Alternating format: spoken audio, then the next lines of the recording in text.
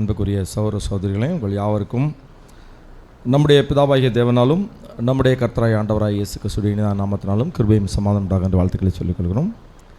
தேவனுடைய பிரதான கிருபையினாலே தேவனுடைய சமூகத்தில் இந்த ஞாயிறு ஆராதனையில் நம்ம ஒரு குடும்பமாக சேர்ந்து தேவனுடைய உன்னதமுள்ள வார்த்தைகளை தியானித்து அதற்கு கீழ்ப்படிந்து நடக்கத்தக்கதாக நமக்கு இந்த கூடுகையை ஆத்தியப்படுத்தி கொடுத்துருக்காங்க தேவன். அதற்கு தேவனுக்கு ரட்சணம் மறுபடியும் நன்றிகளை எடுத்து பிரதர் சொன்ன வண்ணமாக இந்த நாளுக்கான தலைப்பு ஏசர். அதாவது ஏசர்னா வேற ஒன்றும் இல்லை, ஒரு புத்தகம் நம்ம கையில் ஏற்கனவே நம்ம கொடுத்தோம். அன்பு சகோதரிகளே என்ற தலைப்பில் இந்த புத்தகத்தை தான் இன்றைக்கி நம்ம கொஞ்ச நேரம் ஆவிக்குரிய வாழ்க்கைக்கு பிரோஜனமாக நம்ம தியானிக்க போகிறோம். பெரும்பாலும் படிச்சிருப்பீங்க போல தெரியுது, எல்லோரும் சிரிக்கிறதை பார்த்தா. இருந்தாலும் படிக்காதவங்களும் நிறைய பேர் இருப்பாங்கள்ல. சரி, இருந்தாலும் தெரிந்தவர்களே தியானிப்பது நலமானது தான், நல்ல விஷயங்கள் தான். இப்போ அன்புக்குரிய சகோதரிகள்னு சொல்ல அன்புக்குரிய சகோதரர்கள் ஏன் வைக்கலை அப்படின்னு கேட்கக்கூடாது. ஏன்னா இது சகோதரிகளை மையமாக வச்சு தான் அந்த பிரதர் எழுதியிருக்கிறாங்க. இந்த பிரதர் யாருன்னு கேட்டிங்கன்னா டாம் அலெக்சாண்டருங்கிறது டோட் அலெக்சாண்டர் அப்படிங்கிற பிரதர் இதை எழுதியிருக்கிறாங்க. அது தலைப்பு த 7 women ஆர்கிடெக்ட்ஸ் ஆஃப் ரெடம்ஷன் அப்படிங்கிற தலைப்பில் அவங்க எழுதியிருந்தாங்க. ஆனால் நமக்கு அதை புரிந்து கொள்வதற்கு எழுதுவாக நம்ம சகோதரர்கள் என்ன எழுதியிருக்காங்க அப்படின்னு கேட்டிங்கன்னா அன்புள்ள சகோதரிகள் அப்படிங்கிற தலைப்பில் நம்ம பார்க்க போகிறோம். பாருங்கள் பிரியமானவர்களே, என்னுடைய காலப்பகுதியை நம்ம இன்றைக்கி கூர்ந்து கவனித்தோம்னா நம்ம வாழ்ந்து கொண்டு இருக்கிற காலப்பகுதி எப்படிப்பட்ட ஒரு காலப்பகுதினா எல்லாரும் பெருமூச்சு விட்டுட்டுருக்காங்க ஏதோ ஒரு சூழ்நிலையில், இல்லையா? எல்லாருமே சந்தோஷமாக இருக்காங்க. இந்த காலப்பகுதி அப்படி தான் ஆரம்பிக்கிறாங்க பிரதர். இந்த காலப்பகுதி எப்படி இருக்குன்னா எல்லாரும் பெருமூச்சு விடுறாங்க ஏதோ ஒரு வகையில். எல்லாரும் எப்படி இருக்கிறாங்கன்னா ஒரு நிம்மதியற்ற நிலையில் நம்ம இருக்கிறோம் அப்படி சொல்லிட்டு என்னென்ன விஷயங்கள்லாம் அப்படின்னு கேட்டிங்கன்னா ஒரு பொருளாதார ஒரு சீரழிவுகள் அது நமக்கு மட்டும் இல்லை, உலகம் ஃபுல்லாக இருக்குது. நம்ம பக்கத்து வீட்டை நோக்கி பார்த்தாச்சுன்னா பக்கத்து வீட்டில் உள்ளவங்க கண்ணீரோடு நம்ம தான் ஸ்ட்ரூத்தில் இருக்கிறோம் நம்ம நினைக்கிறோம். ஆனால் பக்கத்து வீட்டில் உள்ளவங்க எப்படி இருக்காங்களா ரொம்ப கவலையும் கண்ணீரோடு இருக்கிறாங்க அப்படின்னு சொல்கிறோம். நம்ம வீடுகளில் கூட நிறைய பிரச்சனைகள் இருக்குது. சமுதாய அஸ்திபாரம் எப்படி இருக்குன்னா ரொம்ப ஆடிட்டுருக்குது, ரொம்ப மோசமான ஒரு சூழ்நிலை இருக்குது அப்படின்ட்டு சொல்லிவிட்டு அவங்க இடத்துல என்ன ஒரு காரியம் பண்ணுறாங்க. உலகத்துக்கெல்லாம் இப்படி இருந்தாலும் இஸ்ரேல் தேசம் எப்படி இருக்குதான், இஸ்ரேல் தேசம் எழுகிற ஒரு ராஜ்யமாக இருக்குது. அநேக ராஜ்யங்கள் விழுந்துகிட்டே இருக்குது இன்றைக்கி அப்படின்னு கூட. இது புதுசா அப்படின்னு கேட்குறாங்க. இப்போ இவ்வளோ பிரச்சனைகள் இருக்குது பார்த்தீங்களா. இது ஒரு புதிதான ஒரு காரியமானா இல்லை. இதே மாதிரி ஒரு சூழல் பழைய ஏற்பாட்டு காலத்துலையும் இருந்துச்சுது. எல்லாரும் எப்படி இருந்தாங்களாம், ரொம்ப இக்கட்டும் பிரச்சனைக்குள்ளும் இருந்த ஒரு காலம் இருந்துச்சுது அப்படின்னு அவங்க சொல்கிறாங்க. அப்படியே ஆரம்பிக்கிறாங்க. என்ன அப்படி ஆரம்பிக்கிறாங்க, அப்படி ஒரு காலப்பகுதி இருந்துச்சா? எல்லாரும் இருளுக்குள்ளே இருந்தாங்க. எப்போ இஸ்ரேல் தேசம் ஜனங்கள் எகிப்துக்குள்ளே அடிமையாக இருந்தாங்க பார்த்தீங்களா, அப்போ அவங்களுக்கு எப்படி இருந்துச்சு, அந்த தேசத்தில் அவங்க எப்படி இருந்திருக்காங்கன்னா ரொம்ப ஒரு கடினமான சூழ்நிலையில் தான் இருந்திருக்கிறாங்க. அது ஒரு வல்லரசு. ஈப்துங்கிறது ஒரு மிகப்பெரிய வல்லரசான ஒரு தேசமாக இருக்குது. அந்த தேசத்துக்கு கீழே தான் அவங்க இருந்திருக்காங்க. தேசம் ஒரு செழிப்பான தேசமாக இருந்தாலும் இஸ்ரேல் ஜனங்கள் எப்படி இருந்திருக்கிறாங்க, அடிமைகளாக இருந்திருக்கிறாங்க. அது மட்டும் இல்லை, அத்தேசத்தை எப்படி எல்லாரும் எக்ஸ்பிளைன் பண்ணியிருக்காங்கன்னா சூரிய வழிபாட்டுக்கென்று ஒரு ஆயத்தப்படுத்தப்பட்ட ஒரு வெளிச்சத்தின் ஒரு சூரிய வழிபாட்டுக்கான எகிப்து தேசம் எழுதுனா சூரிய வழிபாடை பின்பற்றுகிற ஒரு தேசம் அப்படி சொல்லியிருக்காங்க. ஆனாலும் ஆவிக்குரிய வெளிச்சம் இல்லை, ஆவிக்குரிய சூரிய வெளிச்சம் இல்லாத ஒரு சூழல் அங்கே நெருக்கம் இருக்கும்போது தேவன் இந்த ஒடுக்கப்பட்ட இஸ்ரேல் தேசத்துடைய ஜனங்களுடைய கூக்குரலை கேட்குறாங்க. இந்த இருண்ட சூழ்நிலை இருக்கிற ஒடுக்கப்பட்ட இஸ்ரேல் தேசத்துடைய கூக்குரலை கேட்டு தேவன் என்ன பண்ணுறாங்கன்னா அங்கே ஒரு ரட்சகர் எழுப்புறார். அப்படி ஒரு பெரிய மீட்பின் பணியை தொடங்கிய போது அது நியாயப்பிரமாண உடன்படிக்கைக்கு நேராக அந்த ஜனங்களை வழி நடத்தினது அப்படின்னு கொண்டாடுறாங்க. எப்படி அந்த ஜனங்களை ஒரு இரட்சகரை எழுப்புனாங்க பார்த்தீங்களா தேவன். அப்படி இரட்சகரை எழுப்பும்போது அந்த இரட்சகர் மூலமாக அந்த ஜனங்களை எதற்கு நேராக வழிநடத்தினாங்க அப்படி தேவன் கேட்டிங்கன்னா, நியாயப்பிரமாண உடன்படிக்கைக்கு நேராக அந்த ஜனங்கள் வழிநடத்தப்பட்டாங்க. அப்படி அந்த இரட்சகர் எழும்ப போது எப்படி அவர் எழும்பலையா, அதை எப்படின்னா ஒரு தேவன் அந்த இரட்சகரை எழுப்பும் போது எப்படி எழுப்பலைன்னா ஒரு அக்னி ரதத்தை கொண்டு வந்து அப்படி எழுப்பலை. அதே போல் ஒரு பராக்கிரமான தூதன் அங்கேருந்து எழுப்பி ஒரு வாளோடும் பட்டயத்தோடும் வந்து அப்படி ஒருத்தர் எழுப்பலையா கிடைங்களா. ஒரு நிலநடுக்கமோ மின்னலையோ கொண்டு வந்து ஒரு பெரிய அதிசயத்தை செய்து அப்படி எழுப்பலையா. எப்படி எழுப்பியிருக்கிறாங்கன்னா ஒரு 7 பேர் கொண்ட சகோதரிகளை கொண்டு அந்த மீட்பின் ரட்சிப்பின் திட்டத்தை அவங்க எழுப்பி கொண்டு போயிருக்கிறாங்க. எப்படி 7 சகோதரிகள் அடங்கிய ஒரு வட்டத்தை கொண்ட அவர் அதை தொடங்கினார் அப்படின்னு பிரதர் எழுதுகிறாங்க. பாருங்க, அந்த 7 பெண்கள் இல்லை என்றால் மோசே இல்லை எழுதுறாரு. எப்படி எழுதுறாரு, அந்த 7 பெண்கள் இல்லை, மோசே இல்லை என்றால் யாத்ராகம் இல்லை, யாத்ராகம் இல்லை என்றால் இஸ்ரேல் இல்லை, இஸ்ரேல் இல்லை என்றால் மோசேயும் இல்லை. அப்படின்னா அந்த யாத்ராகம் புத்தகம் என்பது எல்லாமே போயிருக்கும். அதனால தான் அந்த 7 சகோதரிகளுக்கு இவ்வளோ முக்கியத்துவம் கொடுக்கப்பட்டிருக்கிறது. அன்புக்குரிய சகோதரர்களே, இது பழைய ஏற்பாட்டுடைய அந்த காரியம். இந்த ஒரு காரியமும் ஒரு மிகப்பெரிய சாம்ராஜ்யத்துக்கு கீழே தான் நடக்குது. எந்த சாம்ராஜ்யம்? எகிப்து சாம்ராஜ்யம் கீழே நடக்குது. இன்னொரு காலங்கள் செல்லுது, மீட்பின் இதே மாதிரி 2 சூழ்நிலைகளில் இஸ்ரேல் ஜனங்கள் இருக்கிறாங்க. ஒரு மிகப்பெரிய சாம்ராஜ்யத்துக்கு கீழே தான் அந்த இஸ்ரேல் தேசம் இருக்குது. அது எதுன்னு கேட்டிங்கன்னா ரோம சாம்ராஜ்யத்துக்கு கீழே அந்த இஸ்ரேல் தேசம் இருக்குது. அன்புக்குரிய சகோதரர்களே, இப்போ மறுபடியும் தேவனுடைய திட்டம் அங்கே செயல்படும் போது அங்கே ஒரு ஆவிக்குரிய ஒரு எழுப்புதல் கொடுக்கணுங்கிறதுக்காக தேவன் ஒரு திட்டத்தை ஏற்படுத்துகிறார். அவர் கிருபையின் உடன்படிக்கைக்காக பாதையில் தமது குமாரனை ஈடுபலியாக அங்கே தந்து ஒரு திட்டத்தை ஏற்படுத்துகிறாங்க. எது? கிருபையின் உடன்படிக்கை. நம்ம அன்பின் உடன்படிக்கை சொல்கிறோம் பார்த்தீங்களா, அன்பின் பிரமாணத்துக்குள்ள தான் நம்ம வந்திருக்கோம். அது நியாயப்பிரமாணம் உடன்படிக்கை கீழே யார் மோசே கொடுத்தாங்க, ஆண்டவராய இயேசு கிறிஸ்து ஈடுபலியாய் கொடுத்து அன்பின் பிரமாணத்துக்கு, அதுதான் கிருபையின் பிரமாணம் என்று கூட நம்ம சொல்லலாம். அந்த பிரமாணத்துக்குள்ள யாரை கொண்டு வரதுக்காக ஒரு திட்டத்தை யார் ஒட்டுமொத்த உலகத்தையும் மீட்டெடுக்கிறதுக்கான ஒரு திட்டத்தை செயல்படுத்துகிறாங்க. அப்படி செயல்படுத்தும் போது கூட யார் வராங்க, அங்கே நைல் நதி, இங்கே சிலுவை, அங்கே நைல் நதி, இங்கே சிலுவை. நைல் நதியிலே குழந்தை போய் கொண்டு போட சொன்னாங்க, அதுவும் மரணம் தான். சிலுவையில் ஆண்டவராக இயேசு கிறிஸ்து மறிக்கிறார், மரணத்துக்கு இதுவும் சிலுவை தான். பார்த்தீங்களா? அப்படி செயல்படுத்தும் போது தேவன் ஒரு 7 ஸ்திரீகளை அடங்கிய ஒரு கூட்டத்தை ஏற்படுத்தி அதை ஒப்புமையாக அருமையாக அவங்க எழுப்பி அந்த திட்டத்தை செயல்படுத்துகிறாங்க அப்படின்றத பார்க்குறோம். அன்புக்குரியவர்களே, இதுதான் இந்த பாடம். இதுதான் இந்த பாடத்தோட பழைய ஏற்பாட்டில் அந்த மோசேக்கு கீழே ஒரு 7 சகோதரிகள், ஆண்டவராகி இயேசு கிறிஸ்துல ஒரு 7 சகோதரிகள், இவங்களுக்குள்ள ஒப்புமை. இதுதான் இன்றைக்கு நம்ம பார்க்குற பாடம். அன்புக்குரிய சோரசுகளே, இதுதான் அந்த புக்கு, வேறு எதுவுமே இல்லை. இதை வீட்டில் படித்தவங்க இப்போ நல்லா புரிஞ்சுருப்பீங்கன்னு நினைக்கிறேன். அப்படி தானே? சரி, இப்போ அடுத்தால நம்ம என்ன பார்க்குறோம் அப்படின்னு கேட்டிங்கன்னா, இதுக்கு தான் இப்போ அடுத்தால நம்ம என்ன, ஏசர், அந்த ஏசர்னுங்கிற வார்த்தை நம்ம கொடுத்துருக்கோம்ல. அப்போ ஏசர்னா என்ன, அந்த ஏசருடைய வார்த்தை கூட முக்கியத்துவம் என்ன, அதை தான் நம்ம பார்க்க போகிறோம். அந்த வார்த்தையுடைய பொருள் ஒரு ஆதியாகமம் 2வது அதிகாரம் 18வது வசனம்.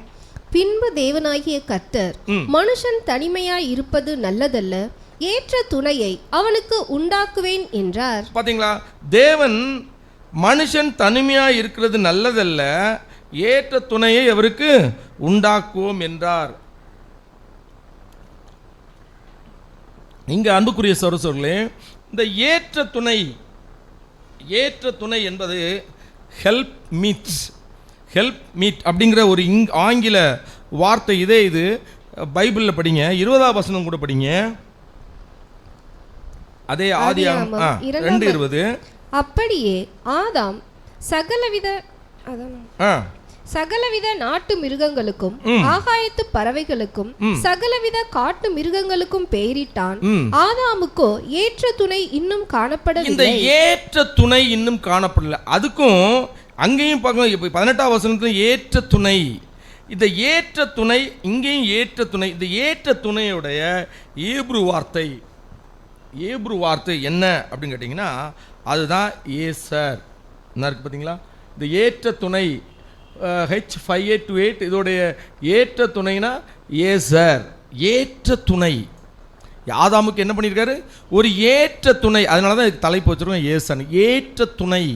அப்போ ஏற்ற துணைனா என்ன?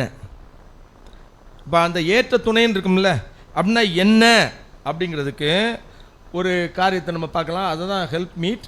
அந்த ஹெல்ப் மீட் தான் இங்கே வந்து ஏசருங்கிறது ஏற்ற துணை அல்லது ஹெல்ப்.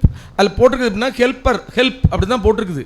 ஆனால் ஹெல்ப்னு சொல்லியாச்சுன்னா நம்ம வீட்டுக்கு கூட என்ன, ஒரு வீட்டுக்கு வேலையாள் வைக்கிறோன்னு வைங்களேன், உதவியாக வீட்டில் நம்ம வேலையை பங்கிடுறதுக்காக ஒரு உதவியாளர் வைக்கிறோம், ஹெல்ப்பர். அந்த ஹெல்ப்பராக இது அப்படின்னா பிரதர் எழுதுறாங்க, படிங்க. தேவன் ஆதாமுக்கு ஏற்ற ஒரு துணையை கொடுத்த போது அவருக்கு ஒரு உதவியாளரையோ ஒரு செயலாளரையோ அல்லது ஒரு பணியாளையோ தருவதாக வாக்குறுதி அளிக்கவில்லை. கொஞ்சம் பொறுங்க அன்புக்குரியவர்களே. ஒரு உதவியாளரையோ ஒரு செயலாளர் யார் கொடுப்பாங்க? ஒரு மேனேஜர் கொடுப்பாங்க, செக்ரட்டரி. செயலாளரையோ ஒரு பணியாளரையோ தருவதாக வாக்குறுதி கொடுக்கவில்லை. அதுக்கு பதிலாக என்ன? ஆதாமுக்கு என்ன? ஏற்ற துணை தருவார். இந்த ஏற்ற துணை படிங்க அடுத்தது. அவர் எபிரேய மொழியில் ஏசர் என்று அழைக்கப்படும் துணையையே அவருக்கு வாக்குறுதி அளித்திருந்தார். இந்த ஏசர் என்ற எபிரேய வார்த்தை நம் காலத்தில் ஒரு குழந்தை கேக் சுடுவதற்கு உதவுவது போன்ற ஒரு சாதாரண உதவியாளர் என்பதை குறிக்கும் வண்ணமாக. அப்படி நினைச்சிடாதீங்க. ஒரு கேக்கு சுடுறதுக்காக ஒருத்தருக்கு ஹெல்ப்பர் கேட்டாங்கன்னா ஒரு ஹெல்ப்பர் கொடுப்போம்ல, அந்த மாதிரி ஹெல்ப்பருங்கிற வார்த்தையை நீங்க நினைச்சிடாதீங்க. ஆனால் மூல எபிரேய பாஷையிலோ இது கூடுதல் இராணுவ வலு சேர்த்தல் எனும் அதிக வலுவான அர்த்தத்தை கொண்ட வார்த்தையாக கூடுதல் இராணுவ வருதல் என்ற ஒரு அர்த்தத்தை கொடுக்குதுங்கிறாங்க. எதுக்கு? இந்த ஏசருங்கிற வார்த்தைக்கு. அப்படியே என்ன நம்ம எப்படி புரிஞ்சுக்கிறது அப்படின்னா, ஒரு இராணுவ வீரர் வைங்களேன், ஒரு இராணுவ வீரர் எப்படி இருப்பார் அப்படின்னு கேட்டிங்கன்னா ரொம்ப உயிரை கொடுப்பாரு. பிரதர் சொன்னாங்க உயிரை கொடுப்பாரு. வேற என்ன செய்வார்? வீட்டில் படுத்து தூங்கிட்டு இருப்பாரா? இல்லை, எப்பவும் ஆயத்தமாக இருப்பாங்க. என்ன நாட்டுக்கு நடக்க போதோ தெரியலங்கிறத ரொம்ப விழிப்பாய் பார்த்து முன்னெச்சரிக்கையோடு ஒவ்வொரு காரியங்களும் செய்துட்டு இருப்பாங்கல்ல. இப்படி செய்வரவங்களுக்கு பேர் தான் ஏசர், அன்புக்குரியவர்களே. அப்போ ஆதாமுக்கு ஒரு ஏற்ற துணையை கொடுத்துருக்காங்க. ஆதாமுக்கு அப்போ ஒரு ஏசரை கொடுத்துருக்காங்கன்னா ஆதாமுக்கு பணிவிடைகள்லாம் அவர் திங்க் பண்ணுறதுக்கு முன்னால் சரியான முறையில் செய்கிறதுக்கு தான் அந்த சரி. இங்கேயும் நிறைய ஏசர்கள் இருக்கிறீங்க. திருமணமானவர்களுக்கு இருக்கிற மனைவிமாரெலாம் இப்படி தான் ஏசர். அப்படி ஏசராக இருக்கிறீங்களான்னு கொஞ்சம் சீர்தூக்கி பார்த்துக்கங்க அன்புக்குரிய சகோதரர்களே. இதே வார்த்தை இந்த ஹெல்ப்பருங்கிற வார்த்தையை நம்ம சில மிஸ் அண்டர்ஸ்டாண்ட் பண்ணிக்க கூடாது, புரிதல் தவறாக புரிந்துக்க கூடாதுங்கிறது பிரதர் வந்து அடுத்தால சில விஷயங்களை எக்ஸ்பிளைன் பண்ணுறாங்க. சங்கீதம் 33:20 எடுங்க. நம்முடைய ஆத்துமா கர்த்தருக்கு காத்திருக்கிறது, அவரே நமக்கு துணையும் நமக்கு கேடகமுமானவர். பார்த்தீங்களா? அவரே நமக்கு துணையும் கேடம். அந்த துணை அப்படி இங்கே துணைங்கிறதுக்கு ஏசர் கிடையாது அன்புக்குரிய சோர்லே. துணையை நம்ம என்னென்னு எடுத்துடக்கூடாது. அப்போ இது இங்கே ஏசர் கிடையாது. ஏன்னா கர்த்தர் நமக்கு ஒரு சர்வெண்டாக இருக்க முடியாது. அதனால இங்கே அந்த ஏசருங்கிற மீனிங்கை நம்ம எடுத்துக்கக்கூடாது. அதே சமயத்தில் இன்னொரு எக்ஸாம்பிள் கொடுக்குறாரு. எபிரேயர் ஆபிரகாமுடைய வீட்டு வேலைக்காரனாகிய எலியேசர் இங்க ஒரு காரணம். இந்த எலியேசர் இதை படிங்க. ஆபிரகாமின் வீட்டு பொறுப்பாளன் ஆகிய எலியேசர் என்பவரது பெயரிலும் இதை காண்கிறோம். எலியேசர் என்ற பெயரின் அர்த்தமே தேவன் துணை என்பதாகும். தேவன் துணை அப்படின்னா தேவனுடைய துணையாளர் என்ற அர்த்தம். அப்ப இங்க ஹெல்ப்பர், இதுவும் ஹெல்ப்பர் தான். அப்படின்னா இது யாருக்கு துணையாளராக இருக்கிறார்? இவரு பேர் அர்த்தமா இருந்தாலும் அவர் ஆபிரகாமுக்கு துணையாளர். அப்படின்னா ஆபிரகாமுக்கு இவர் எப்படி இருந்திருப்பாரு? ஒரு ஏசர் போல. ஏசர் ஏசர்னா ஒரு ஏசர் போல். அந்த ஏசர்னா எப்படி இருப்பாங்க? நம்ம ஏற்கனவே படித்தோம். அவங்க யாரோ சொல்லி கட்டளை போட்டுலாம் செய்ய மாட்டாங்க.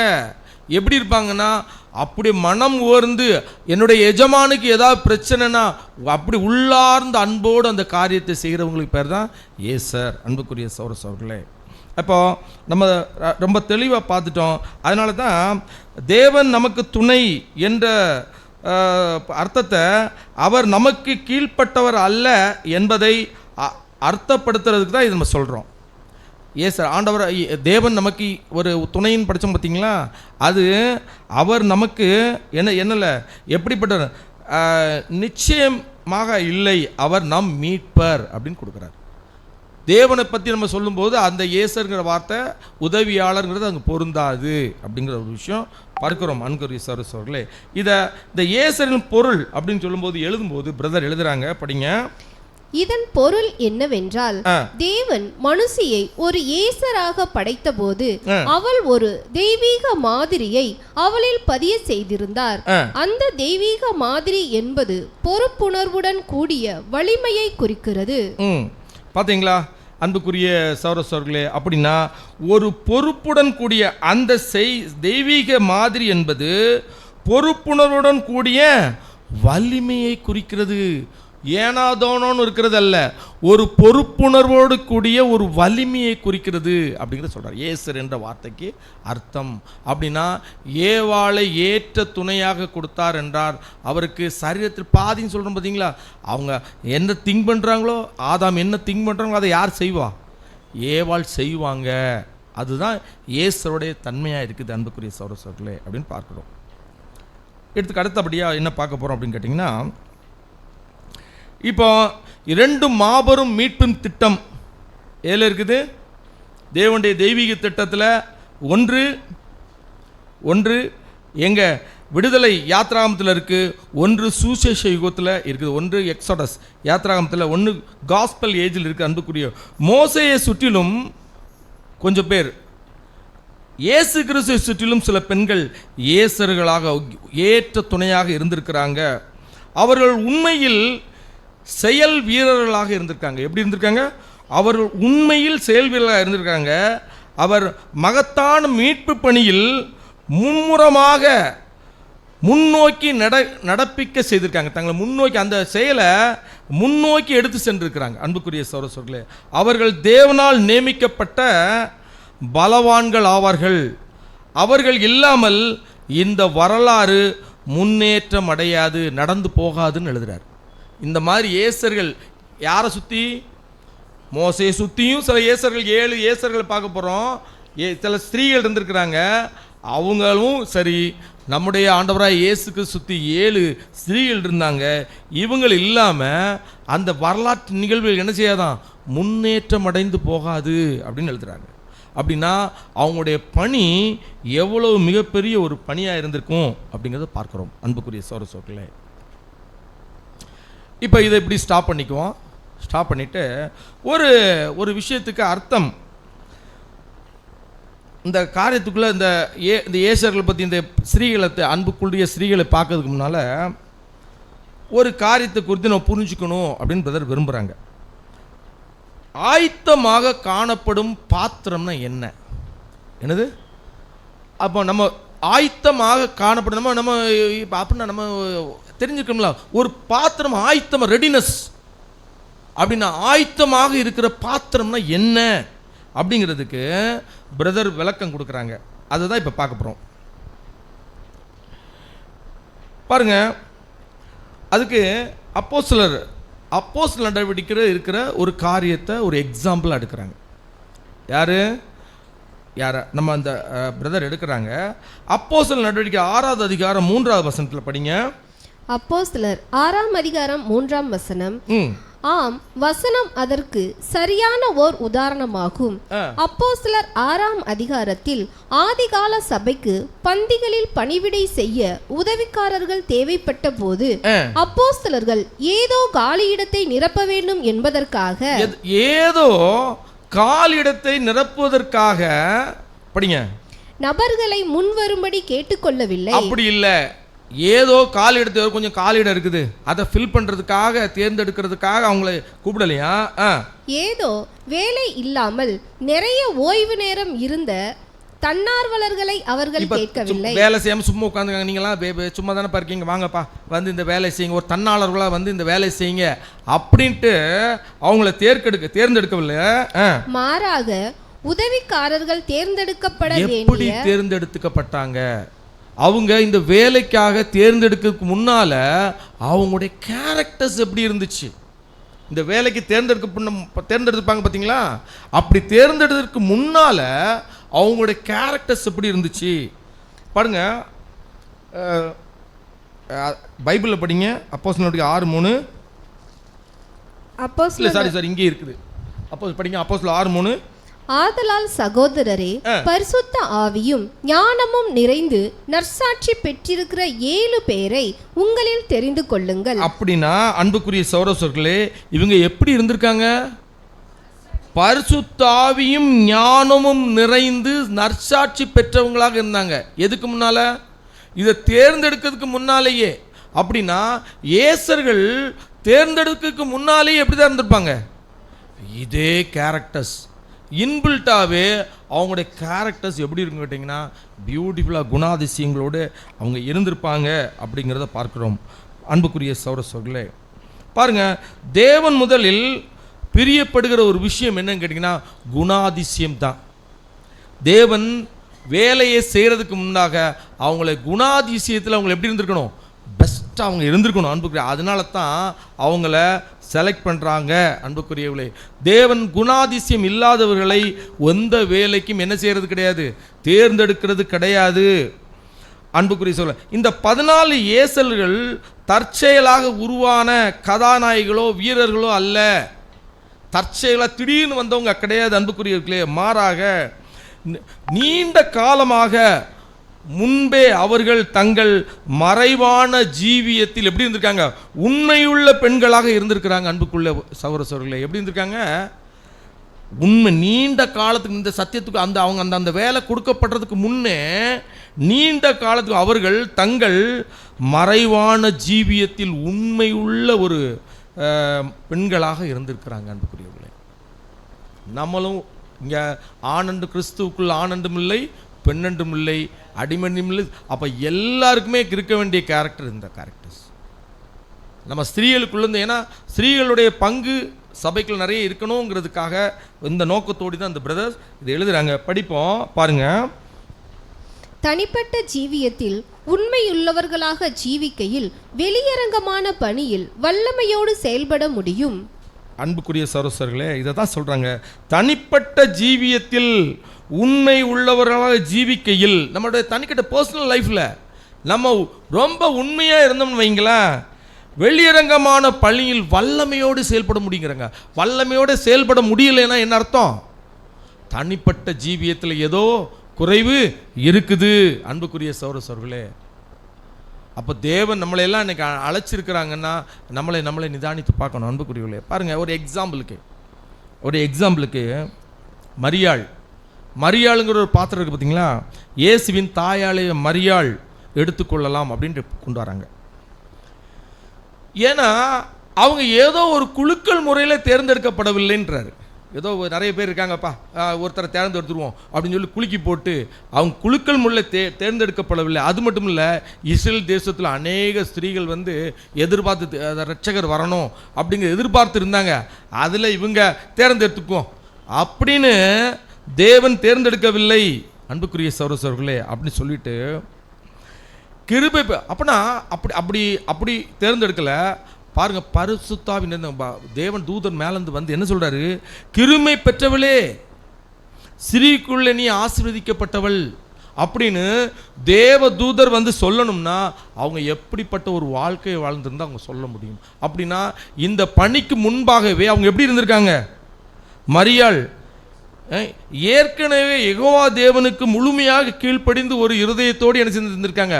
வாழ்ந்துட்டு இருந்தாங்க. அன்புக்குரியவர்களே, அதனால தான் அவங்கள நம்ம பாருங்க, எவ்வளோ பெரிய மெஸ்ஸையாவை வளர்த்து அதை அவங்கள ஒரு வளர்த்து எடுக்கிற ஒரு பணியை யார்கிட்ட கொடுக்குறாங்க? தேவன் மரியாள்கிட்ட கொடுங்க. எவ்வளோ ஒரு பெரிய பாக்கியம். அப்போ நம்ம இதை தான் பார்க்குறோம். ஒரு ஏசர் எனப்படுவர்கள் எப்படி இருக்கும்னா, முன்கூட்டியே அவங்களுடைய கேரக்டர்ஸ் ரொம்ப பியூட்டிஃபுல்லாக இருந்திருக்கணும். அதனால தான் தேவன் அந்த பணிக்கு அவங்கள கொண்டு வந்திருக்கிறாங்க. அன்புக்குரியவர்களே, அதெல்லாம் சொல்கிறேன். நம்முடைய அருமை சகோதரிகளே, இந்த இறுதி நாட்கள் இயேசுக்காய் ஊழியம் செய்ய விரும்பினால் அவர்கள் முதலில் தங்கள் தனிப்பட்ட ஜீவியத்தை உண்மையுள்ள பெண்களாக ஜீவிக்க வேண்டும். நம்முடைய தனிப்பட்ட ஜீவியத்தில் முதல்ல நம்மெல்லாம் கிறிஸ்துக்காக வாழ தானே வந்திருக்கிறோம். அப்படின்னா நம்ம ஏசர்களாக தான் அழைக்கப்பட்டோம். ஆனால் ஏன் ஏசர்களாக இல்லை அப்படின்னு கேட்டிங்கன்னா, நம்முடைய தனிப்பட்ட ஜீவியத்தில் எப்படி இல்லை, தேவனுக்கு முன்பாக உண்மையுள்ள ஜீவிதம் ஜீவிக்கலை. இப்போ இதை தான் நம்ம ஏற்கனவே இதை பார்த்தது தான். நம்ம இதை வேண்டாம். இப்போ நேராக அங்கே போயிடுவோம். முதலாவது பாயிண்ட்டுக்கு போயிடுவோம். இதை ஏற்கனவே சொன்னது தான் அவங்க ரிப்பீட் பண்ணியிருக்காங்க. இதில் ஃபஸ்ட்டு பாயிண்ட், ஃபஸ்ட்டு காரியம், மரணத்தை எதிர்த்து நின்றவர்கள். மரணத்தை எதிர்த்து நின்றவர்கள் என்ற தலைப்பில் முதல்ல பார்க்க போகிறோம். அப்படி எதிர்த்து நின்றவர்கள் யார்? ஒரு 2 சகோதரிகளை பழைய காலத்தில் மோசைக்கு கீழே, மோசையுடைய பிறப்பின் நேரத்தில் ஒரு மிகப்பெரிய சூழ்நிலை எங்கே இருக்குது. ஒரு தேசம் ஒட்டுமொத்த தேசம் எப்படின்னா, ஆண் பிள்ளைகளை என்ன செய்யணும், கொலை செய்யுங்க. ஏன் அப்படின்னு கேட்டிங்கன்னா, இவங்க பெரிய ஒரு பராக்கிரமமான ஒரு பெரிய டீம் ஆகிட்டாங்க. யார்? இஸ்ரேல் ஜனம். இவங்களை பார்த்துட்டு அந்த பார்வோன் மன்னனை என்ன செய்கிறான், பயப்படுறான். எதுக்கு? இவங்க ஒரு பெரிய சேனை ஆகி நம்மளையே வீழ்த்திடுவாங்களோ அப்படிங்கிற பயத்தில் ஆண் பிள்ளைகள் பெறும்போது, பெண் பிள்ளையை விட்டுருங்க, ஆண் பிள்ளைகள் என்ன செய்யுங்க, கொன்று போடுங்க அப்படின்ட்டு மருத்துவச்சிங்களை பார்த்து சொல்கிறாங்க. அப்படி ஒரு கேரக்டர் யாருன்னு கேட்டிங்கன்னா, சிப்பிராள் பூவாள். இவங்க எபிரேய மருத்துவச்சிகள். பார்த்தீங்களா, மரணத்தை எதிர்த்து நின்ற ஜோடிகள் இவங்க, மரணத்தை எதிர்த்து நின்ற ஜோடிகள். அதே போல நம்முடைய ஆண்டவராய் இயேசு கிறிஸ்து நாட்களில் மரணத்தின் சாட்சிகளாக நின்ற 2 பேர். யாரெல்லாம்? மகதலேன் மரியாள் மற்றும் கிளையப்பா மரியாள். மகதலேன் மரியாள் மற்றும் கிளையப்பா மரியாள். இவங்க 2 பேரும் சிலுவைக்கு முன்னால் சாட்சிகளாக நின்றாங்க. இவங்களுடைய கம்பேரிஷன் தான் இவங்களை கொடுத்து நம்ம பார்க்க போகிறோம். பாருங்கள் அன்புக்குரியவங்களே, இவங்க எப்படி ஏசர்களாக இருந்தாங்க பாருங்க. யாத்ராகமம் வரலாற்று பின்னணியில் போய் பார்க்கும்போது மரண தண்டனை ஆரம்பிக்கிற ஒரு இனப்படுகொலை, இப்படி ஒரு இனப்படுகொலை வரலாற்றில் எங்கேயுமே இருந்திருக்காது. பிறந்த உடனே குழந்தைய கொன்னுங்க. பார்த்தீங்களா? அப்போ இந்த பார்வோன் ஒரு மிகப்பெரிய ஒரு சாம்ராஜ்யத்துக்கு ஒரு அதிகாரியாக இருக்கிறார். ஒரு பயம் திகில் அந்த ஜனங்கள் மத்தியில் இருக்குது. இன்றைக்கு நம்ம மத்தியிலையும் அந்த பயம் திகிலும் அநேகர் மத்தியில் இருக்குது. இப்போ பார்த்தீங்களா, எபிரேய ஆண் பிள்ளைகளை எங்கே போட்டுடணும், நைல் நதியில் போட்டுடணும் அப்படின்ட்டு, ஏன்னா உத்தரவு வருது. அப்படி உத்தரவு வரும்போது ஒரு இனப்படுகொலை எங்கே நடந்துட்டு இருக்குது. இப்போ சட்டம் மரண தண்டைக்காக நிறைவேற்றப்பட்டிருக்கு. எல்லாருமே மறிக்கணும். எங்கள் ராஜாட்டிருந்து உத்தரவு. அப்படி உத்தரவு போடும்போது இந்த மருத்துவச்சிகளை கூப்பிட்டு இவர் சொல்கிறார், ராஜா சொல்கிறாரு, நீங்கள் என்ன செய்யுங்க, போகும், இந்த ஆண் பிள்ளைகளை குழந்தைகளை என்ன விடுங்க, கொன்று போடுங்க. ஆனால் அந்த பயங்கர பேரரசுக்கு முன்னால் நிற்கிற இந்த மாசற்ற சிறு பிள்ளைகளை கொல்றதுக்கு ஒரு வாசலில் நின்று யார் நிற்கிறா, அந்த கொலை செய்கிற இடத்துல வாசலில் யார் நிற்கிறாங்க, சிப்போராலும் பூவாலும். அவங்க 2 பேரும் பெண் மருத்துவச்சிகள். அவங்களை குறித்து படிக்கும்போது பாருங்க, யாத்ராகமம் 1ஆவது அதிகாரம் 16 மற்றும் 17 22 வரை இருக்கு. நம்ம இதை மட்டும் படிச்சா போதும். நீங்கள் எபிரேய ஸ்திரீகளுக்கு மருத்துவம் செய்யும் போது அவர்கள் மனையின் மேல் உட்கார்ந்திருக்கையில் பார்த்து, ஆண் பிள்ளையானால் கொன்று போடுங்கள், பெண் பிள்ளையானால் உயிரோடு இருக்கட்டும் என்றான். மருத்துவச்சிகளோ தேவனுக்கு பயந்ததினால் எகிப்தின் ராஜா தங்களுக்கு இட்ட கட்டளைப்படி செய்யாமல் ஆண் பிள்ளைகளையும் உயிரோடே காப்பாற்றினார்கள். பாத்தீங்களா அன்புக்குரிய சௌரசோர்களே, ஆண் பிள்ளைகளை என்ன செய்யணும் கேட்டிங்கன்னா, கொன்று போடுங்க அப்படி சொல்கிறாங்க. பெண் பிள்ளைகள் விட்டுங்க அப்படி சொன்னோன்னா, அந்த மருத்துவச்சிகள் தேவனுக்கு பயந்ததினால் எகிப்து ராஜா தங்களுக்கு இட்ட கட்டளைகளை செய்யாமல் ஆண் பிள்ளைகளை உயிரோடு விட்டார்கள். யாருக்கு பயந்ததுனால்? தேவனுக்கு சூழ்நிலை எப்படி கொஞ்சம் நம்ம அந்த சூழ்நிலையில் நம்ம இருந்து பார்க்கணும். ஒருவேளை மனப்பூர்வமாக இவங்க இந்த மாதிரி தான் பண்ணிட்டு இருக்காங்கன்னு ராஜாவுக்கு தெரிஞ்சா என்ன நடந்திருக்கும்? கொஞ்சம் கற்பனை பண்ணி பார்ப்போம். பார்த்தீங்களா அன்புக்குரியவர்களே, நமக்கும் அந்த மரண தண்டனை அவர்களுக்கும் வந்திருக்கும். ஒரு புறத்தில் ஒரு பக்கம் எகிப்தின் ராஜாவுடைய சகல சேனைகள், திரளான அந்த சேனை கூட்டம். ஒரு குழந்தை பிறந்த சத்தம் கேட்டுச்சுன்னா, குழந்தை பிறந்துச்சுன்னா என்னெல்லாம் நடக்கும்? அழும். எல்லாமே தெரியும். ஒரு பக்கம் கூட்டம், மறுபக்கம் பாருங்க ஒரு ஸ்திரீகள், ஒரு 2 ஸ்திரீகள், அவரிடம் அற்பமான துண்டுகள். அவங்ககிட்ட என்னெல்லாம் இருக்குது? வாள், பெரிய ஒரு டீம், ஒரு அரசாங்கத்துடைய ஒரு நிர்வாகம், இதெல்லாம் ஒரு பக்கம் இருக்குது. ஒரு பக்கம் இந்த ஸ்திரீகள் ஒரு குழந்தையை பெற்றெடுக்கிறதுக்கு என்னெல்லாம் வேணும்? அற்பமான துண்டுகள், கொஞ்சம் தவளை போட்டு துடைக்கிறதுக்கு. வேறு என்ன இருக்கும்? வெதுவெனுப்பான கொஞ்சம் வெண்ணி. வேறு என்ன வேணும்? கழுவுவதுக்கான கொஞ்சம் பாத்திர வகைகள். ஆனால் பாருங்கள் எவ்வளவு ஒரு இப்போ இதை பார்க்கும்போது நமக்கு எப்படி தோணுதுன்னு கேட்டிங்கன்னா, தேவனுக்கு பயந்து எவ்வளோ தைரியத்தோடு அந்த காரியங்களை செய்திருக்கிறாங்க. அப்போ சாதாரணமாக 2 பெண்மணிகள் சாதாரண பொருட்களை கொண்டு ஒரு மகா வல்லரசை எதிர்கொண்டார்கள். இந்த மகா வல்லரசு தடுத்து நிறுத்தப்படுகிறது. ஆச்சரியம், ஆனால் உண்மை அப்படின்னு எழுதுகிறார்.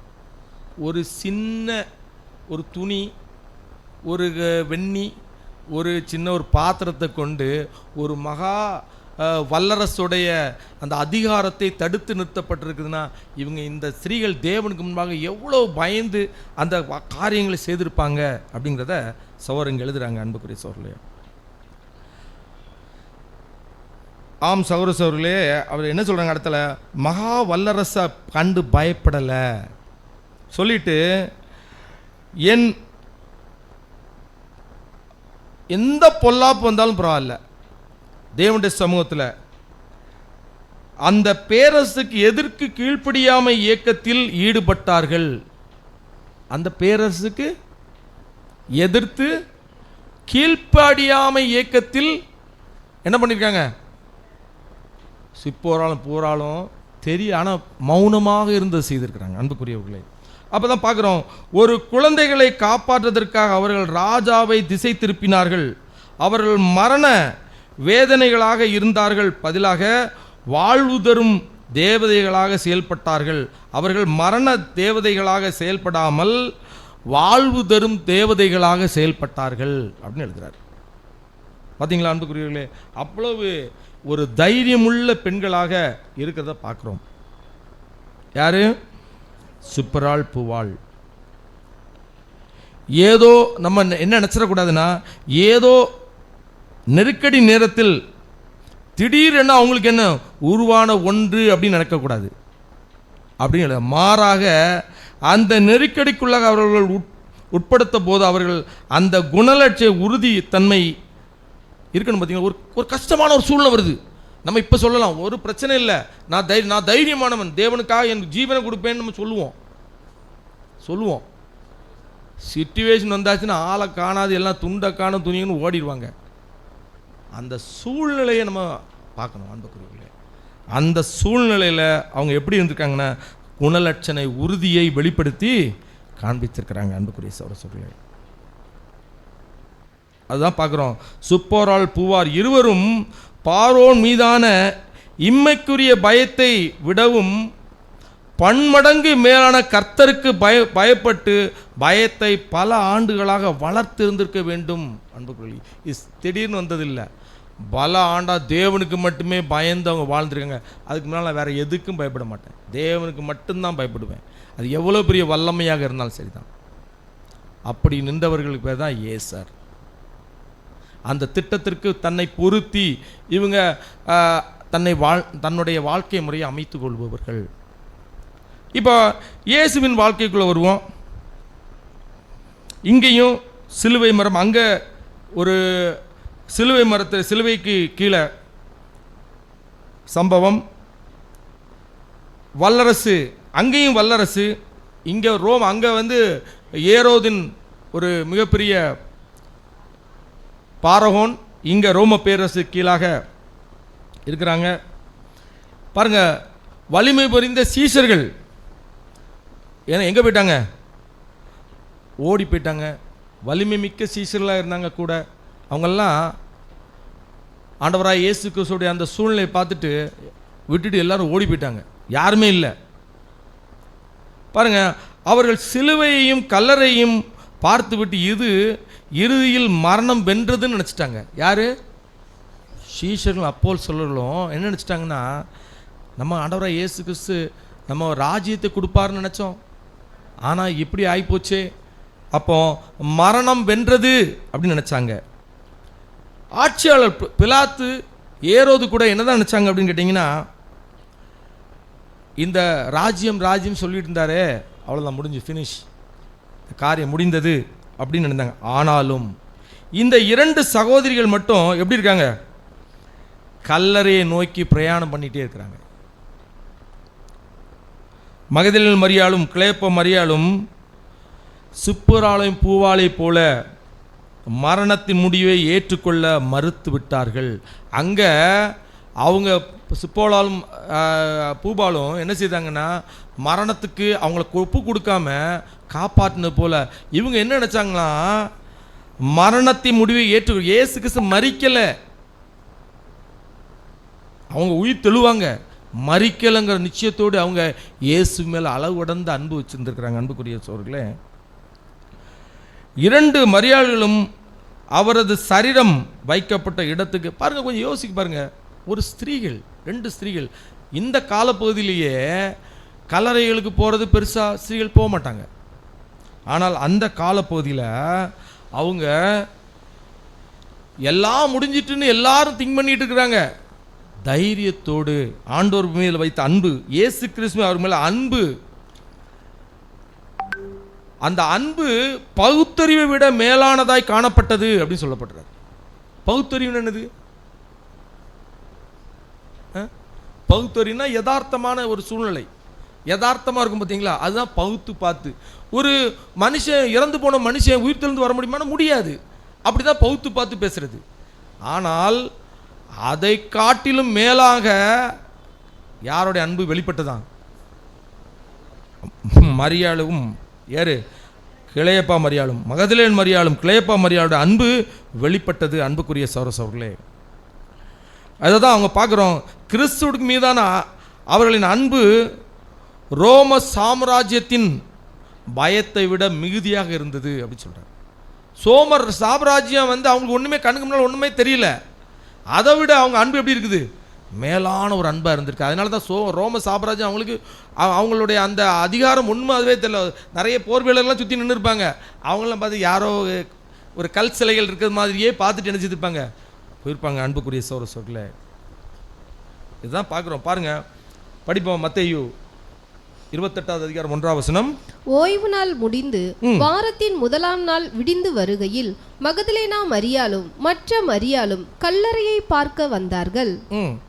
பாருங்க, இப்போ போர் சேவர்கள் கேட்பாங்கல்ல, கேட்க மாட்டாங்கல்ல, நீங்கள் எங்கே போகிறீங்க அப்படி கேட்பாங்கல்ல. அப்போ அவங்களுக்கெல்லாம் அவங்க மறைவாக அப்படி கடந்து சென்று ஆண்டவருடைய கல்லறையை அவங்க என்ன பண்ணியிருக்காங்க? பார்த்துருக்காங்க. இது சுசேஷ யுகத்தின் முடிவில் கூட ஒரு தனித்துவம் நமக்கு லெசன் கொடுக்குறாரு. இப்போ இப்படித்தான் ஏசர்களாக இங்கே இருக்கிறவங்க இருக்கணும்னு சொல்கிறார். சுசேஷ முடிவில் வாழ்கிற நம்ம தைரியம் கொண்ட பிள்ளைகளாக, எந்த ஒரு அதிகாரத்துக்கும் கீழ்ப்பட்டவன் அல்ல, நான் கிறிஸ்துவுக்கு மட்டும்தான் கீழ்ப்பட்டவன் என்ற ஒரு வைராக்கியத்தோடு நம்ம இருக்கணும் அப்படிங்கிறத பார்க்குறோம். படிங்க, இந்த 2 மரியாள் பற்றி நாம் சிந்திக்கும் போது அப்படின்னு சொல்லி எழுதுறாரு. இந்த 2 மரியாள்களை பற்றி நாம் சிந்திக்கும் போது அச்சுறுத்தல்களை கண்டு அஞ்சுவதை விடவும் தேவனுக்கு அதிகம் அஞ்சும் ஓர் ஏசரையை நாம் காண்கிறோம். அவள் தனக்கான வாய்ப்பை பயன்படுத்தி கொள்பவளாய் காணப்படுகிறாள். ஒரு மகா வல்லரசை விடவும், பார்த்தீங்களா, அச்சுறுத்தலை கண்டு அஞ்சுவதை விடவும் தேவனுக்கு அதிகம் அஞ்சும் ஒரு ஏசரையை நாம் காண்கிறோம் அப்படிங்கிற ஒரு மகா வல்லரசை விடவும் தேவனுடைய வார்த்தைக்கு, வல்லரசை விடும் தேவனுடைய வார்த்தைக்கு கீழ்ப்படிந்து அந்த வார்த்தையை மட்டுமே கீழ்ப்படிந்து எப்படி இருந்தாங்க? சிப்புராலும் பூவாலும் வாழ்ந்தது போல. யார்? நம்ம மகதலேல் மரியாளும் கிளேப்பா மரியாளும் வாழ்ந்தது போல நம்மளும் அப்படிப்பட்ட ஒரு ஏசர்களாக இருக்கணும் அப்படிங்கிறதா நம்முடைய சகோதரர் இங்கே குறிப்பிட்றாங்க. அன்புக்குரிய சகோதரர்களே, பாருங்க, ஒரு இதில் நமக்கு என்ன லெசன் அப்படிங்கிறது லெசனையும் கொடுக்குறாங்க. இது இன்றைய காலகட்டத்தில் எப்படி பொருந்தும் என்பதற்கான ஒரு நடைமுறை பயன்பாடு இதோ. ஒரு ஏசர் என்பவர் உத்தரவு கிடைத்து பின் உணர்வடைந்து செயல்படுபவராய் இருக்க மாட்டார். மாறாக ஒரு ஏசர் தன் பொறுப்பினை உணர்ந்து தானே மனம் வந்து உடனடியாக செயல்படுபவராக இருப்பார். பாத்தீங்களா அன்புக்குரிய சகோதரர்களே, ஒரு ஏசர் எப்படி இருப்பாங்கன்னா, தானே முன்வந்து தன் பொறுப்பினை உணர்ந்து தானே முன்வந்து உடனடியாக செயல்படுவராக இருக்கிறவர் மட்டும் தான் ஏசர். இப்போ நம்ம ஒரு ஊழியத்துக்கு போகிறோம், ஒருத்தருக்கு போக முடியல, ஒரு சூழல் நம்ம கண்ணுக்கு தெரியுது, சிஸ்டரால் போக முடியாது, இந்த பிரதரால் போக முடியாது அப்படின்னு நம்ம கண்ணுக்கு தெரிஞ்சுன்னா நம்ம சொல்லணும், தெரியுது சொல்லலை, நான் போகிறேன் சிஸ்டர், பிரதர் நான் அதை செய்கிறேன் அப்படின்னு முன்வந்து தானாக முன்வந்து சொல்லணும். அன்புக்கு அவங்க தான் ஏசர் அப்படிங்கிறத பார்க்குறோம். அன்புக்குரிய சகோதரர்களே, இன்னும் பாருங்கள், இந்த சுவிசேஷ யுகத்தில் நம்ம அறுவடையின் காலத்தில் இருக்கிறோம். இங்கே பட்டயம் இல்லாத பார்வோன்கள் கூட நிறைய இருக்கிறாங்க. என்னது? பட்டயம் ஏந்தி நிற்கும் ஒரு பார்வோனை எதிர்கொள்ள இருக்கலாம், ஆனால் அதை விட மேலான இங்கே சில பார்வோன்கள்லாம் இருக்கிறாங்களாம். அவங்க என்ன பண்ணுறாங்களாம், நம்முடைய வாரிசுகளை ரொம்ப சின்ன பின்னம் ஆக்கிட்டு இருக்காங்கன்னு சொல்கிறார். நம்முடைய குழந்தைகளை என்ன பண்ணிட்டு இருக்காங்கன்னா, சிறு சிறு பிள்ளைகளை, உலகம் நம் சிறு அப்பாவி குழந்தைகளை இச்சிக்கிறது. இன்னைக்கு இருக்குதா? இச்சிக்கிறது. இச்சிறு பிள்ளைகளை, மனங்களை, உடல்களை, ஆத்துமாக்களை வெற்றி கொண்டு இருக்கிறது அப்படின்னு சொல்கிறார். இன்னைக்கு உலகத்தில் அப்படி தான் நடந்துட்டு இருக்கு. என்னது? கையில் ஒரு ஏசர், ஒரு பார்வோன் இருக்கானா, கையில் ஒன்று வச்சுருக்கோம்ல, பிரதர் கூட செல்ஃபோன்லாம் எடுத்து காணிச்சாங்க. இவன் நம்முடைய சிறு பிள்ளைகளை என்ன செய்யிருக்காங்கன்னா, மனங்களை, உடல்களை, ஆத்மாவை, சிந்தையை என்ன பண்ணுறானா இச்சித்து அவங்கள என்ன பண்ணினா சின்ன பின்னமாக ஆக்கிட்டு இருக்கானா இன்னைக்கு. அப்படின்னா நம்முடைய குழந்தைகளை சுவிசேஷ ஏசர் தனது மாம்சம் மற்றும் ஆவிக்குரிய குடும்பங்களுக்கு ஒரு மருத்துவச்சியாக ஊழியம் செய்ய வேண்டும் சொல்கிறார். ஒரு ஏசர் எப்படி இருக்கணுமா? சுவிசேஷ யுகத்தில் ஒரு ஏசர் நமக்கு கொடுக்கக்கூடிய லெசன், ஒரு ஏசர் எப்படி இருக்கணும்னா, ஒரு மருத்துவச்சியாக ஆவிக்குரிய குடும்பத்திற்கும் மாமிச குடும்பத்திற்கும் ஒரு மருத்துவச்சி போல செயல்படணும் அப்படிங்கிற. எப்படி? படிங்க. உங்கள் பிள்ளைகள் கவலையுடனும் நம்ம பிள்ளைக்கு மேலே எவ்வளோ அக்கறை உள்ள பிள்ளைகளாக நம்ம குடும்பத்தில் இருக்கணுங்கிறதுக்கு. ஏன்னா வருங்கால பணியை செய்ய போகிறவங்க இவங்க தான். இவங்களுக்கு நம்ம எவ்வளோ முக்கியத்துவம் கொடுக்குறோம். படிங்க. உங்கள் பிள்ளைகள் கவலையுடனும் மனப்பதற்றத்துடனும் ஒழுக்கத்தில் சீரழிவுடனும் அவர் நம்பிக்கையுடனும் காணப்படட்டும். தவறு ஒன்றும் இல்லை என்று உலகம் சொல்லும்போது குணசாலியான ஏசர், இல்லை, இந்த வீட்டில் நாங்கள் ஜீவனை பேசுகிறோம் என்று தைரியமாக எதிர்த்து நிற்பாள். பார்த்தீங்களா அன்புக்குரிய சகோதரர்களே, என்ன சொல்லியிருக்கு? உங்கள் பிள்ளைகள் கவலையுடனும் ஒரு குழந்தை கவலையோடு இருக்குன்னா நம்ம கேர் எடுக்கணும். அதெல்லாம் ஒன்றும் இல்லை, அவங்க பிள்ளை பார்த்துக்குவான். நோ, ஒரு தாயானவள் என்ன செய்யணுமா, அந்த வீட்டில் நாங்கள் ஜீவனையை பேசுகிறோம் அப்படின்னு அவங்களுக்கு நல்ல வார்த்தைகளை பேசணும். அன்புக்குரியவர்களே, ஒரு ஏசர் அப்படி தான் இருப்பாங்க. அடுத்தபடிங்க, சமூக ஊடகங்களின் பரிந்துரைகள். சில சமூக ஊடகங்களில் சில பரிந்துரைகள், உங்கள் மகள் அதாவது அழகில்லை அல்லது குறைபாடு. சில பேர் சொல்லிடுவாங்கல்ல, உங்க மகள் அழகில்லை, அழகா இல்லை, பாருங்க எப்படி இருக்காங்க, இப்படிலாம் சொல்லுவது உண்டுல, ஊனமா இருக்காங்க பாருங்க, அப்படி இல்லை. அல்லது உருவ கேலிக்கு ஆளாக்கப்பட்டு தனது உடலை வெறுக்க கற்றுக் கொடுக்க முயற்சிக்கும் போது, இந்த சமுதாயம் அப்படித்தான் கற்றுக் கொடுக்கும். ஒருத்தர் நம்ம பிள்ளை கொஞ்சம் கொஞ்சம் பார்க்கறதுக்கு வேற மாதிரி இருந்துச்சுன்னா, பாரு பாரா, அப்படி கேலி கிண்டலும் அவங்கள மனசை சோர்வடை வைப்பாங்க. அப்படி பண்ணும்போது ஒரு ஏசராகிய தாய் என்ன செய்வாங்க? ஏசர் தாய், இல்லை, நீ தேவனுடைய சிருஷ்டிப்பில் அருமையானதொரு கைவேலைப்பாடு என்கிற உண்மையை எடுத்துரைப்பாள். பாத்தீங்களா அன்புக்குரிய சகோதரர்களே, இதுதான் நீ ஒரு தேவனுடைய வேலைப்பாடு அப்படின்னு ஒரு ஏசர் என்ன செய்யணும்? அந்த குழந்தையை உருவாக்க வேண்டியது அந்த தாயோடைய கடமை. அவங்க ஏசர் அங்க செயல்படுறாங்க. அடுத்து படிங்க.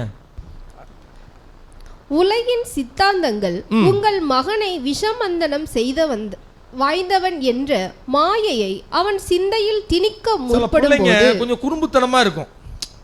அப்ப அவங்கள என்ன சொல்லும் சொல்லினா, உலகம் பாரு, அவன் வீட்டுக்குள்ள ஏத்திறாங்க, வீட்டுக்குள்ள வந்தாலே அவன் எதையா ரெண்டத்தை உடச்சு விட்டு போயிருந்தான், அவன் விசனத்தனமானவன் அப்படின்ட்டு உலகம் சொல்லுது.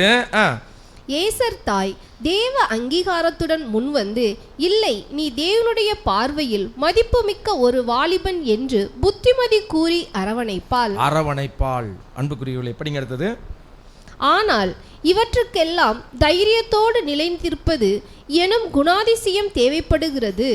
அதாவது குடும்ப வேலைகள் பரபரப்பாக இருக்கும் போதும் குடும்ப ஆராதனைக்கு முன்னுரிமை அளிப்பதே இதன் பொருளாகும். இது எதுக்கு? நம்ம ஏசர்லாம் இருக்கிறவங்க ஃபர்ஸ்ட் குடும்ப ஜெபம், வீட்டில் நம்மெல்லாம் கூடி இருந்து மன்னா வாசித்து ஜெபம் பண்ணி பைபிள் ரீட் பண்ணி நீங்கள் வீட்டில் இருந்தீங்கன்னு வைங்களா, பிள்ளைகள் பக்குவப்பட்ட பிள்ளைகளாக இருக்கும், அருமையான பிள்ளைகளாக இருக்கும், தேவ பிள்ளைகளாக இருக்கும்.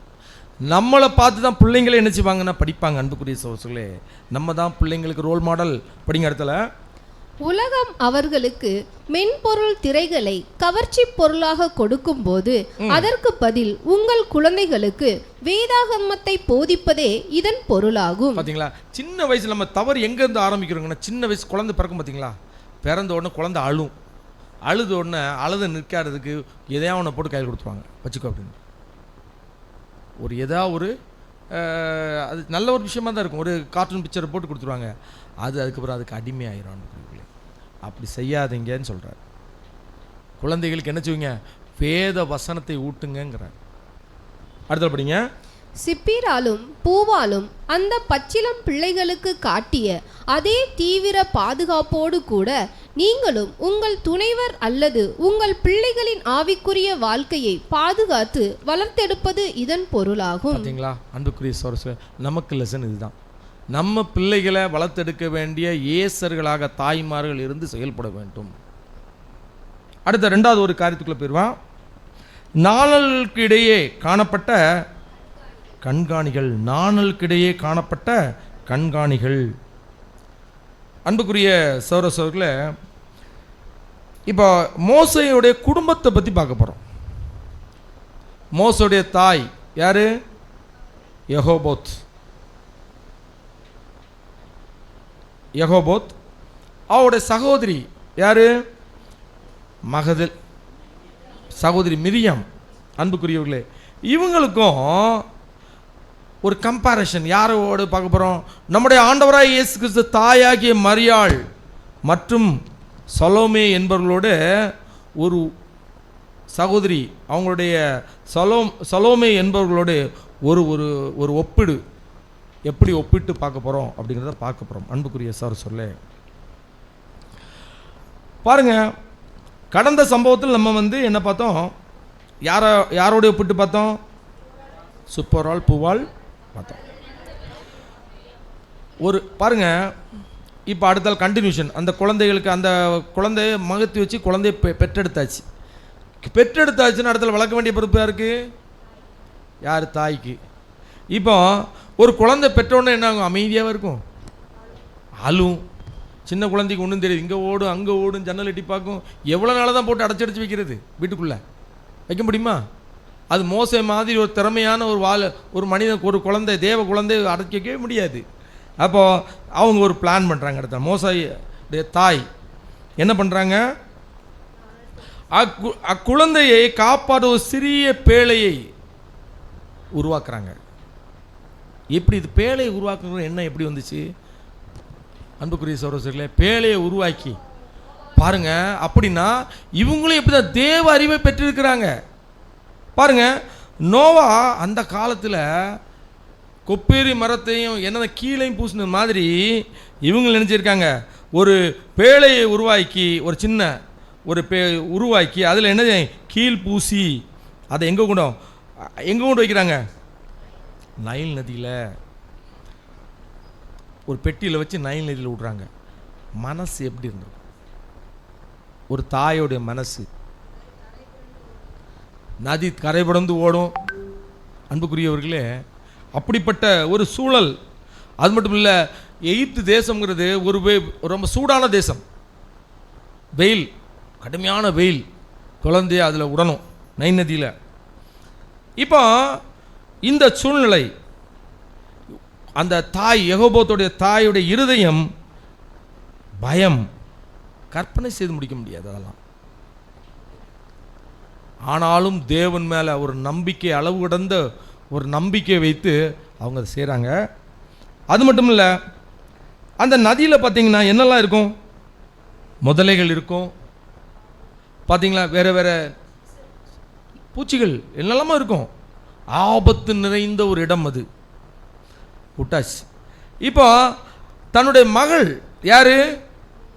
மிரியாம அந்த நாளுக்கு இடையில் பார்வையை பார்த்துக்கிட்டே அவங்க போகணும். அது எப்படி அது அந்த அந்த குழந்தைக்கு எதுவும் ஆயிடக்கூடாதுன்ட்டு இதுதான் அவங்க வேலை. தாயாருக்கு வேலை என்னது? தைரியமாக குழந்தைய அங்கே கொண்டு விடணும். அதுக்கான சூழ்நிலையை கரெக்டாக மறைவாக ஏற்படுத்தி அதை வைக்கணும். சகோதரிக்கு என்ன வேலை? மகளுக்கு அந்த கண்காணிச்சு அந்த நாணல் கடையில் அந்த பேழை அந்த பெட்டி போகும்போது பின்னாலேயே போகணும். பாருங்கள், இதை தான் அன்புக்குரிய சகோதரர்களே, யாத்ராகமம் 2வது அதிகாரம் 3 மற்றும் 4 வசனத்தில் படிங்க. அவள் அதை அப்புறம் ஒளித்து வைக்க கூடாமல் ஒரு நாணற் பெட்டியை எடுத்து அதற்கு பிசினும் கீழும் பூசி அதிலே பிள்ளையை வளர்த்தி நதியோரமாய் நாணலுக்குள்ளே வைத்தால் அதற்கு என்ன சம்பவிக்கும் என்பதை அறியும்படி அதன் தமக்கை தூரத்திலே நின்று கொண்டிருந்தாள். பார்த்தீங்களா அன்புக்குரிய சகோதரர்களே, என்ன சம்பவிக்குமோ என்பதை அறியும்படிக்கு அந்த தமக்கை தூரத்தில் நின்று கொண்டு பார்த்துட்டே இருக்கிறாங்க. இப்போ முதலைகள், மிரியாம் முதலைகளுக்கும் நாணலுக்கும் பக்கத்தில் அப்படியே போயிட்டுருக்காங்க. தேவனுடைய திட்டம் மூழ்கி விடாமல் பாதுகாக்கிற வேலை யாருக்கு? இப்போ ஒருவேளை குழந்தை மூழ்கி போச்சுன்னா என்ன ஆயிரும்? தேவனுடைய திட்டம் முடிஞ்சு போயிடும். அப்போ அந்த திட்டம் பாதுகாக்க வேண்டிய வேலை மிரியாமுடைய வேலை. யெகோபாத் மிரியாமும் தங்கள் இருதயத்தில் முதலில் தேவன் பேரில் பயபக்தி இருந்தபடியினால் சாத்தியமற்ற காரியத்தில் தேவனை நம்பினபடியால் அப்படின்னு எழுதுறார். இது சாத்தியமே கிடையாது. ஒரு வெள்ளம் முடிஞ்சு போகுது, வெள்ளமாக போகிற ஒரு ஆற்றுல ஒரு குழந்தைய கொண்டு போய் போடணும். அந்த குழந்தைய தண்ணி முங்கிடக்கூடாது. அது அப்படியே போகணும், போய் கரையோரமாக ஒதுங்கி யாராவது எடுத்து வளர்க்கணும். இப்படி இருந்தால் தான் சாத்தியம். இதுக்கு சாத்தியமே கிடையாது. ஏன் சாத்தியம் கிடையாது? இப்படி சாத்தியமற்ற காரியங்கள் தேவனை நம்பினபடியால் அவருடைய அந்த குணலட்சணம் அங்கே உறுதிப்படுத்தப்படுது. பார்த்தீங்களா அன்புக்குரிய சகோதரர்களே, இப்போ நமக்கு இதில் என்ன லெசன்? இந்த விஷயத்தில் எப்படிப்பட்ட விஷயமாக இருந்தாலும் நாம் எத்தனை தரம் சாத்தியமற்ற காரியங்களை குறித்து தேவன் பேரில் நம்பிக்கை வைக்க வேண்டியுள்ளதல்லவா அப்படின்னு எழுதுகிறார். எத்தனை விஷயத்தில் நம்ம தேவன்கிட்ட நம்பிக்கை அப்படி இருந்திருக்கோமா? சாத்தியமற்ற சூழலில் நம்பிக்கையாக இருக்கணும். ஆனால் நம்ம அப்படி புலம்புவோம், நம்ம எனக்கு ஏன் இப்படி கிடக்குன்னு நினைப்போம். அப்படி இல்லை. தேவன் மேலே நம்பிக்கை வைத்து சாத்தியமற்ற சூழலும் தேவன் ரட்சிக்கும் விதத்தை மாத்திரம் பார்த்துட்டு இருக்கணும். அன்புக்குரியவர்களே, இப்போ நம்ம இங்கே வந்துடலாம். கல்வாரி அப்படியே நேராக பேரலாக கல்வாரிக்கு வந்துடலாம். கல்வாரியில் கொல்கத்தாவில் நம்முடைய ஆண்டவர் எங்கே என்ன செய்கிறாங்கன்னா சிலுவை அடியில் நிற்கிறாங்க, சிலுவையில் இருக்கிறாங்க. சிலுவை கீழே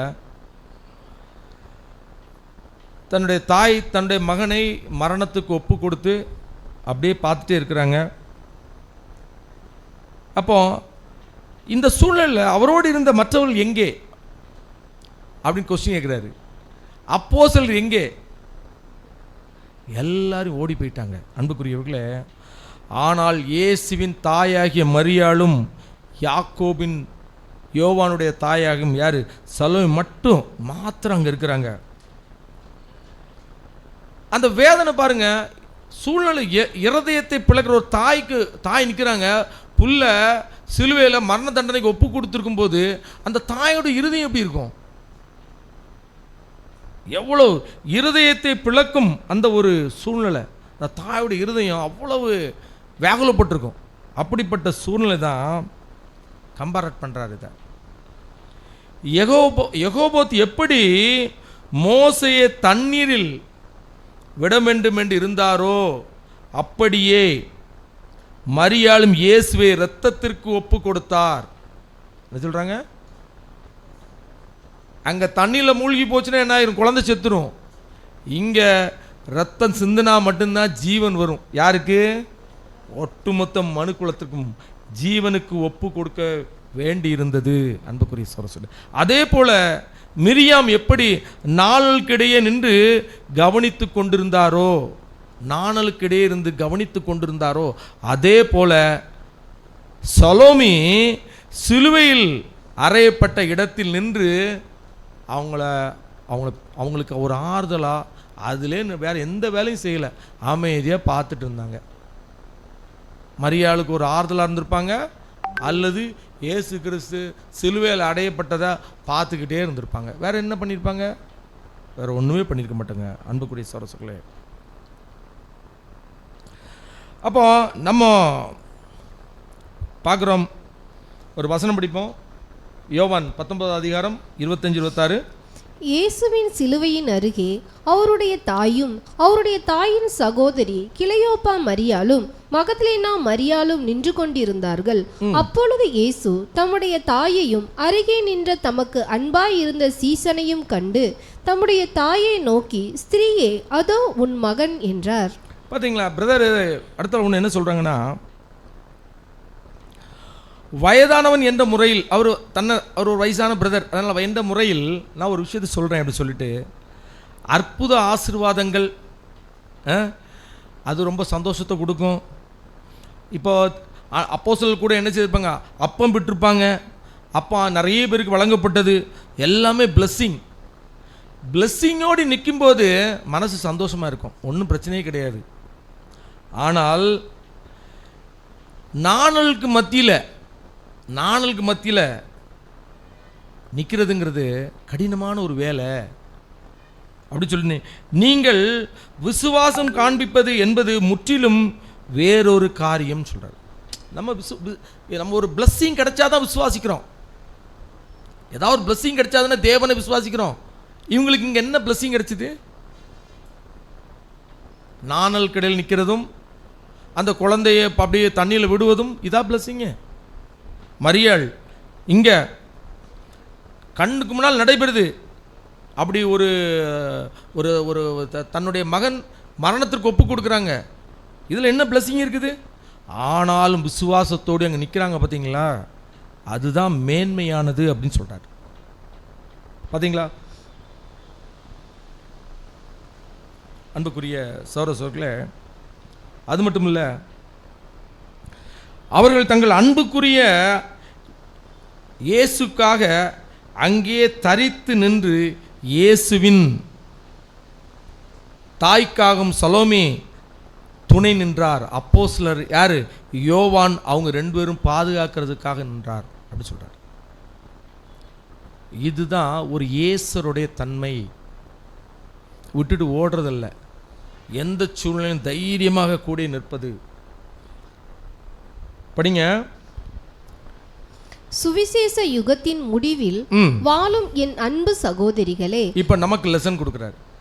சுவிசேஷ யுகத்தின் முடிவில் வாழும் என் அன்பு சகோதரிகளே, நீங்கள் மற்றவர்களுக்கு பாதுகாப்பான புகலிடமாக இருக்கிறீர்களா? சிலுவையின் அடியில் மரியாளுக்கு துணை நின்ற சலோமே கொண்டிருந்த மனோபலத்தைப் போல சபையில் எந்த ஆத்துமாவாவது துக்கத்தில் இருக்கும்போது அவர்களுடைய வழியில் பங்கடையத்தக்கதாக அவர்களுடன் துணை நிற்பதற்கான மனோபலம் உங்களிடம் இருக்கிறதா? அன்புக்குரிய சகோதரர்களே, இதுதான் ஒரு ஏசர், ஒரு ஏசருடைய கேரக்டர். நம்ம என்ன செய்வோம்? சண்டே சர்வீஸ் வருவோம், சோத்திரம் சொல்லுவோம், பாட்டில் அந்த ஆளை வீட்டுக்கு போயிடுவோம். எந்த சகோதரனுக்கு என்ன நடக்கு, எந்த சகோதரனுக்கு யாருக்குமே தெரியாது. நோ, அது ஒரு ஏசருக்கு அழகு இல்லை சொல்கிறார். சபையில் எந்த ஆத்துமாவது துக்கத்தில் இருக்கும்போது அவருடைய வழியில் பங்கடையத்தக்கதாக அவர்களுடன் துணை நிற்பதுக்கான மனோபலம் உங்களிடம் இருக்குதா? சில நேரத்தில் என்ன எப்படி யோசிப்போம் அப்படின்னு கேட்டிங்கன்னா, என்ன இந்த பிரதர் என்னை கொடுத்து திட்டிருக்கிறாரு, என்னை கொடுத்து ஏசி இருக்கிறார், நான் என்ன போய் அவர்கிட்ட போய் பேசுகிறது அப்படின்னா அந்த உறவில் அன்பு இல்லை. எந்த சூழல் வேணால் இருந்துட்டு போட்டு, நம்மெல்லாம் உடன்படிக்கை செய்தவர்கள். நம்ம எப்படி இருக்கணும்? அவங்க என்ன ஒரு கஷ்டத்தில், எனக்கு அவங்க என்ன திட்டிருந்தா கூட அவங்க கஷ்டத்தில் இருக்கிறாங்க, நான் என்ன செய்வேன்? அவங்களுக்கு துணை நிற்பேன். அதுதான் ஒரு நல்ல ஏசருக்கு அடையாளம் என்று சொல்கிறாங்க. அதனால தான் பார்க்குறோம். இதை முடிச்சிடலாம். ஊழியம் என்பது வெறும் வேலை அல்ல, வேலை செய்வதில் மட்டுமல்ல. ஊழியம் என்பது வெறும் வேலை செய்வது மட்டுமல்ல, அது தோள் கொடுத்து கூட துணை நிற்பதிலும் இருக்கிறது. ஊழியம் என்பது போய் சப்ஜெக்ட் எடுக்கிறது, ஒரு போய் பார்க்கறது, இது மட்டுமல்ல. ஒரு கஷ்டப்படும் போது ஒருத்தருக்கு தோள் கொடுப்பது, துணை நிற்பது, இதெல்லாம் சேர்ந்து தான் அடங்கியிருக்குது அன்புக்குரிய சகோதரர்களே. இதுதான் ஊழியம். அதில் தான் நம்ம பார்க்குறோம், சிலுவையில் யாருமே அவங்கள என்ன பண்ண முடியாது. நம்மளால் இப்போ மரியாளும் அந்த மரியாளும் சலோமியும் ஏதாவது ஹெல்ப் பண்ண முடியுமா? அவங்களுக்கு கூட நின்றுட்டு இருந்தாலே போதும். That is the strength. அவங்க வேற ஒன்றுமே பண்ணலாங்க. என்ன பண்ணிட்டு இருந்தாங்க? கூட நின்றுட்டு பார்த்துட்டே இருக்கிறாங்க. கூட நின்னா போதும். ஒரு சகோதரன் துன்பத்தில் இருக்கும்போது கூட நின்னா போதும். ஏசருடைய கேரக்டர் அது அன்புக்குரியவர்களே. மூன்றாவது ஒரு காரியத்துக்குள்ள போவோம். மறைமுகமாக வழங்குபவர்கள். மறைமுகமாக வழங்குபவர்கள் இங்கே ரெண்டு, அங்கேயும் பழைய ஏற்பாட்டில் உள்ளதும் புதிய ஏற்பாட்டிலையும் நம்ம எடுக்கிறோம். பழைய ஏற்பாட்டில் பார்வோன் குமாரத்தின் செல்வம், பார்வோனுடைய குமாரத்தின் செல்வம் மற்றும் அவளுடைய பணிப்பெண்கள் ஆகிய இவங்க ஒரு கேரக்டர்ஸ். எது? பார்வோனுடைய மகளுடைய மகள் மட்டும் இல்லை, மகளுடைய செல்வம் மற்றும் அவளுடைய பணிப்பெண்கள். இங்கே புதிய ஏற்பாட்டில் நம்முடைய ஆண்டவராய் இயேசு கிறிஸ்து ஊழியம் செய்யும்போது அவரோடு ஊழியக்காரர்களாக இருந்த ஸ்திரீகள் யோவன்னாலும் சூசன்னாலும் இவங்களுக்கு என்ன ஒரு ஒற்றுமை, இவங்க எப்படி அந்த கொடை அவங்களுக்கு ஆண்டவராய் இயேசு கிறிஸ்துக்கு அந்த துணையாக இருந்தாங்க பாருங்க. இவங்க ஒரு கேள்வியில் ஆரம்பிக்கிறாரு. மோசையை தண்ணீர்லேருந்து தூக்கியது யார் அப்படின்னு கேட்குறாரு. நம்ம என்ன சொல்லுவோம்? பார்வோனுடைய குமாரத்தி. அவர் வேற யாரும் அல்ல, பிள்ளையை கொல்ல திட்டம் போட்டிருக்கிற தன்னுடைய தகப்பன். யார் தூக்குனது? யாரு? பார்வோனுடைய குமாரத்தி.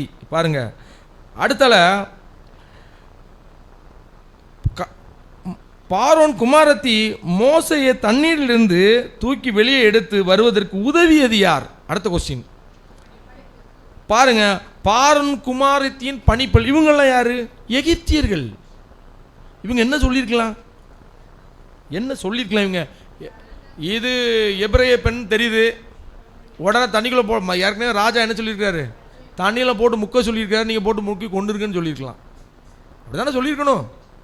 ஆனால் அதை செய்யலை. அவங்க செய்யாமல் படிப்போம். இங்கே பார்வோனின் குமாரத்தி நம்ப முடியாத ஒரு காரியத்தை செய்கிறாள். நம்ப முடியாத ஒரு காரியம். யாருமே இப்போ ராஜாவுடைய மகா, அவங்களுக்கு தெரியுமா தெரியாதா இவரை இவங்களை கொலை செய்யறதுக்கு தான் இவங்க அனுமதிச்சிருக்கார் ராஜான்னு தெரியுமா தெரியாதா? படிங்க. அவள் எபிரேய குழந்தை ஒன்றினை பார்க்கிறாள். அவள் தன் தந்தை ஆணையிட்ட கட்டளையை குறித்து அறியாமல் இருந்திருப்பாள் என்று நம்மால் சொல்ல முடியாது. எப்படி சொல்ல முடியுமா? அவங்க கட்டளை அவங்களுக்கு தெரியாது அப்படின்னு சொல்ல முடியுமா? முடியாது. இந்த குழந்தை சாகடிக்கப்பட வேண்டிய ஒன்று என்பது அவளுக்கு தெரியும். சாகடிக்கப்பட வேண்டும் என்பது அவளுக்கு தெரியும். ஆனால் அவள் தனக்குள்ள சிறப்பு உரிமையையும் தனது அந்தஸ்தையும் பயன்படுத்தி கொள்கிறாள். பாத்தீங்களா? அவங்களுக்கு ஒரு சில யார் அவங்கெல்லாம் ராஜா குமாரத்தி. அப்ப அவங்களுக்கு சில சிறப்பு அதிகாரங்கள் இருக்கும். யாரை கொல்லணும், யாரை விடுவிக்கணும், யாரை வச்சுக்கலாம், யாரை வச்சுக்கணும், அந்த பயன்படுத்துறாங்க. தன் தந்தை யாரை கொல்ல விரும்பினாரோ அதே எபிரேய குழந்தையை அவரிடமிருந்தே காப்பாற்ற தன் தந்தையின் செல்வத்தையே பயன்படுத்துகிறாள். வினோதத்திலும் வினோதம். பார்த்தீங்களா? இது வாய்ப்பே இல்லை. இது வினோதத்திலும் வினோதம். அது மட்டும் இல்லை, பார்வோன் குமாரத்தி மோசையை போஷிக்க வளர்ப்பதற்கு அவரை பெற்ற தாயையே என்ன செய்கிறாங்க? யெகோபோத்தையே கூட்டு வந்து அவங்கள வளர்க்குறதுக்கு கொடுக்குறாங்க. இந்த ஒரு முரண்பாடான காரியம் எழுதுறது. இது என்ன ஒன்றுமே புரிய மாட்டுக்கு அப்படின்னு சொல்கிறாங்க. அப்போ எகிப்தின் ராஜா இப்போ இஸ்ரேல் விரும்புறதில்லை. அவங்க மரண தண்டனைக்கு பாத்திரவான்கள். எகிப்தி குமாரத்தி அவங்களை ரட்சிக்கிறதுக்கு, உயிர் காக்க அவங்களுடைய செல்வத்தை, பணத்தை எடுத்தே என்ன செய்கிறாங்க? பயன்படுத்துகிறாங்க. அன்புக்குரிய சொல்கிறேன். பார்த்தீங்களா எவ்வளோ ஒரு கான்ட்ராடிக்ஷன் இதில். அப்போ தான் சொல்கிறாரு, நிதி உதவி எங்கேருந்து வருது? பேரரசுலேருந்து நிதி உதவி வருது. பாருங்க. அப்படின்னா எகிப்தி ஒட்டுமொத்த எகிப்தும் யாருக்கு மண்டிட்டு இருக்குதான்? ராஜகுமாரத்துக்கு மட்டும் இல்லை, இந்த தேவனுடைய திட்டத்துக்கு மண்டிடுது. ஆம், அதுதான் தேவனுடைய வல்லமை. அதுதான் தேவனுடைய வல்லமை. இது விந்தையிலும் விந்தை தேவனுடைய வல்லமை. இப்படி செயல்படுவாங்களா வல்லமை? பாருங்க, தேவனுடைய குமாரத்தி, அந்த பார்வோனுடைய குமாரத்தி கையிலேயே குழந்தையை கொடுத்து என்ன செய்யறது? அவரை உருவாக்குற வேலை யாரு? இவங்கெல்லாம் அழிக்கணும்னு உள்ள ராஜாவே கட்டளை போட்ட ராஜா மகளை என்ன செய்கிறாங்க? எடுத்து இந்த குழந்தையை வளர்த்து, அந்த செல்வத்தை கொண்டே வளர்த்து, யாருக்கு தனக்கு தானே சூனியம் வச்சுக்குவான்னு சொல்லுவாங்கல்ல. இப்போ யார் அழிக்கிறது? இந்த மோசவை வளர்த்தெடுக்கிறாரு. பார்வோனை அழிக்கிறதுக்கு தான் வளர்த்தெடுக்கிறாரு. பாருங்கள் எவ்வளோ தேவனுடைய வல்லமை எப்படி இருக்குது. அப்போ இதை தான் பார்க்குறோம். வசனம் படிக்கலாம், இது பைபிள்லையும் படிங்க. யாத்திராகமம் 22:5-6 சேர்த்து படிங்க. அப்பொழுது பார்வோனுடைய குமாரத்தி நதியில் ஸ்நானம் பண்ண வந்தால் அவளுடைய தாதிகள் நதியோரத்தில் உலாவினார்கள். அவள் நாணலுக்குள்ளே இருக்கிற பெட்டியை கண்டு தன் தாதியை அனுப்பி அதை கொண்டு வரும்படி செய்தாள். அதை திறந்தபோது குழந்தையை கண்டால் பிள்ளை அழுதது. அவள் அதின்மேல் இரக்கமுற்று அது எபிரேயர் பிள்ளைகளில் ஒன்று என்றாள். பார்த்தீங்களா? அப்போ பார்வோன் குமாரத்தின் குணாதிசயத்தை தேவன் என்ன செய்யிருக்கிறாங்க? பார்த்துருக்காங்க. அவங்க இரக்கமுள்ள இருதயம் காட்டியிருக்கிறாங்க. அன்புக்குரியவர்கள், அந்த குழந்தைக்கு மேலே எப்படி காணிச்சிருக்காங்க? ஒரு இரக்கமுள்ள இருதயம். இந்த இரக்கமுள்ள இருதயம் அவருடைய அரசியல் ஆதரவை விடவும் மேலாக நின்றது அப்படின்னு சொல்கிறார். அந்த இரக்கமுள்ள அந்த கேரக்டர் அவங்களுக்கு ஒரு அரசியலில் ஒரு கணம் இருக்குது பார்த்தீங்களா? அதை விட அந்த இரக்க குணம் மேலாக இருக்குது. அதை யார் பார்த்துருக்காங்க? தேவன் பார்த்துருக்காப்ல. அன்புக்குரியவர்களே, பார்த்து தான் இந்த குழந்தைய அவங்க கையில் கொண்டு விட்டது. எவ்வளோ ஒரு அருமையான. அவள் அதன் மேல் இரக்கமுற்றவளாகி, இரக்கம் பார்த்தீங்களா அன்பா? அவளுடைய இரக்கமான இருதயம் சோபத்தின் மீது அவருக்கு நம்பிக்கை இருந்தது. யாருக்கு? தேவனுக்கு. அன்புக்குரியவர்களே, பாருங்க எவ்வளோ ஒரு பியூட்டிஃபுல், நடக்கவே இப்போ நம்முடைய ஆண்டவராய் இயேசு கிறிஸ்து ஊழிய நாட்களுக்கு வருவோம். இங்கே ரோம பேரரசு கீழே வேலை பார்த்துட்டு இருக்கிறது யாருன்னு கேட்டிங்கன்னா யோவன்னாள் மட்டும் சூசன்னாள். இவங்க யாரு படிப்போம்? யோவான், இங்கே படிங்க, லூக்கா பைபிளில் படிங்க, லூக்கா 8ஆம் அதிகாரம் 1-3. லூக்கா 8ஆம் அதிகாரம் 1ஆம் வசனம் முதல். பின்பு அவர் பட்டணங்கள் தோறும் கிராமங்கள் தோறும் பிரயாணம் பண்ணி தேவனுடைய ராஜ்யத்திற்குரிய நற்செய்தியை கூறி பிரசங்கித்து வந்தார். 12 அவருடனே கூட இருந்தார்கள். அவர் பொல்லாத ஆவியையும் வியாதிகளையும் நீக்கி குணமாக்கின சில ஸ்திரீகளும் 7 பிசாசுகள் நீங்கின மகதலேனால் எண்ணப்பட்ட மரியாளும் ஏரோதின் காரியக்காரனான ஊசாவின் மனைவியாகிய யோவன்னாலும் சூசன்னாலும் தங்கள் ஆஸ்திகளால் அவருக்கு ஊழியம் செய்து கொண்டு வந்த மற்ற அநேக ஸ்திரீகளும் அவருடனே இருந்தார்கள். பார்த்தீங்களா? அப்படின்னா 3ஆவது அதிகாரத்தில் சொல்ல போது யார் அந்த யோவன்னாள் அப்படின்னு கேட்டிங்கன்னா, கூசா என்பவருடைய மனைவி மற்றும் அவங்களுடைய இருக்கிறவங்க அப்படிங்கும்போது யோவன்னாள் மற்றும் சூசன்னாள் 2 பேரும் எங்கே இருந்திருக்கிறாங்க? அரண்மனையில் வாழ்ந்துட்டு இருக்கிற ஒருத்தங்க. இவங்க என்ன செய்தார்கள் அப்படின்னு ஒரு கேள்வி கேட்ட, இவங்க என்ன செய்தாங்க அப்படின்னு ஒரு கேள்வி கேட்டால் என்ன சொல்லலாம்? அவர்கள் தேவனுடைய எதிரிக்கு எதிராக ஓர் அமைதியான கிளர்ச்சி, அங்கேயும் அதே தான் பண்ணாங்க, இங்கேயும் இவங்க என்ன பண்ணியிருக்காங்க? ஒரு அமைதியான கிளர்ச்சி. என்ன கிளர்ச்சி பண்ணாங்க? அவர்கள் தனது செல்வங்களை, பணத்தை என்ன செய்திருக்காங்க? ஆண்டவராய் இயேசு கிறிஸ்துடைய ஊழியத்திற்கு என்ன பண்ணியிருக்காங்க? கம்ப்ளீட்டாக பிரசன்ட் பண்ணியிருக்காங்க. ஒருவேளை இந்த யோவன்னாலும் சூசனாலும் இந்த மாதிரி ஆண்டவருக்கு இயேசு கிறிஸ்து ராஜ்யம் வருது, புதுசாக நான் ராஜ்யம் ஸ்தாபிக்க போகிறேன்னு சொல்லிட்டு இருக்காங்க, அவங்களுக்கு இவங்கெல்லாம் நிறைய செலவு பண்ணுறாங்கன்னு அந்த ஏரோதுக்கு தெரிஞ்சார். ஏரோது என்ன செய்வார்? முதல்ல அவங்கள தூக்கி என்ன செய்ப்பா? உள்ளே போடுங்க, அவங்கள க்ளோஸ் பண்ணுங்க அப்படின்னு தான் சொல்லியிருப்பாங்க. அப்படி தானே அன்புக்குரியவர்களே? ஆனாலும் தைரியத்தோடு தங்களுடைய இருதயங்களை துறந்து என்ன செய்கிறாங்க? கொடுக்குறாங்க, எல்லாவற்றையும் செய்திருக்கிறாங்க. பார்த்தீங்களா? அவள் தனது செல்வாக்கு, பணம், சேமிப்பு தனது செய்த சொந்த வசதிக்காக அல்ல என்பதை, அவை தேவனுடைய ராஜ்யத்தின் வளர்ச்சி அடைந்து முன்னேற்றம் செல்வதற்கு பயன்படுத்த வேண்டும் என்பது மட்டும்தான் அவங்களுக்கு நோக்கமாக. அவங்களுடைய செல்வாக்கு, அவங்களுடைய செல்வங்கள் எல்லாம் அதுக்கு மட்டும், அந்த ஒரு நோக்கத்துக்கு தான் பயன்படுது. நம்ம இன்றைக்கு தேவனுடைய சமூகத்தில் இருக்கிறோம், நம்முடைய எண்ணங்கள் எப்படி இருக்குது? நம்ம ஒரு கணம் நம்மளை எண்ணி பார்ப்போம். அன்புக்குரிய சகோதரர்களே, இப்போ இதில் என்ன லெசன்? நமக்கு என்ன லெசன்?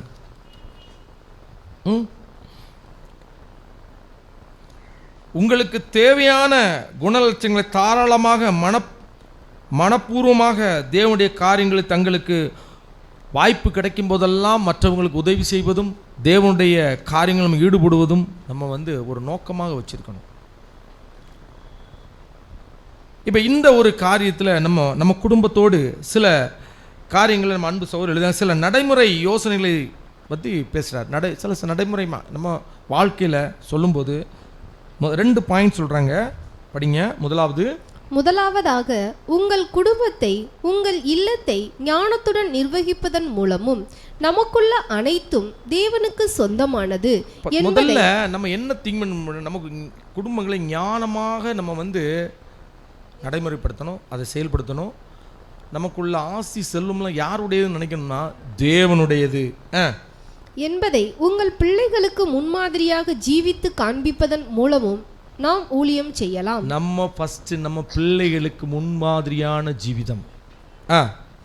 நான் அறிந்து கொண்ட ஒன்று என்னவென்றால், நாம் மாய்மாலம் செய்வதால் பிள்ளைகள் அதை எளிதில் கண்டுபிடித்து விடுவார்கள். இன்னைக்கெல்லாம் பிள்ளைகள்ட்டெல்லாம் நீங்கள் ஏமாற்ற முடியாது. நீங்கள் தான் நடிச்சிங்கன்னா எப்போ நீங்கள் நடிக்கிறீங்கன்னு சொல்லிடும். இதுதான் இன்றைக்குள்ள கண்டிஷன். எல்லாம் நம்மலாம் 70 கிட்ஸ் இல்லை 80 கிட்ஸாக இருப்பீங்க. இப்போ எல்லாம் 2K கிட்ஸ் ஆயாச்சு, 220 கிட்ஸ் ஆயாச்சு. ரொம்ப 5 வயசில் 6 வயசு பிள்ளைகள் ரொம்ப ஞானமாக பேசுது, ஏமாற்ற முடியாது. அவர்களிடம் பாசாங்குகளை கண்டறியும் உள்திறன் உள்ளது என்பதே ஆகும். ஒரு வகையில் அவர்கள் நாம் நேர்மையாக இருப்பதற்கு உதவுகிறார்கள் என்று கூட சொல்லலாம். என்ன தெரியுமா, அவங்க அப்படி சொல்றது நம்ம அப்பா என் புள்ள இப்படி சொல்லிடும், அதனால நான் என்ன செய்யணும், ஒழுக்கமா வாழணும்பா அப்படிங்கிறதுக்காகவாது நம்ம வந்து செயல்படுத்திக்கணும்.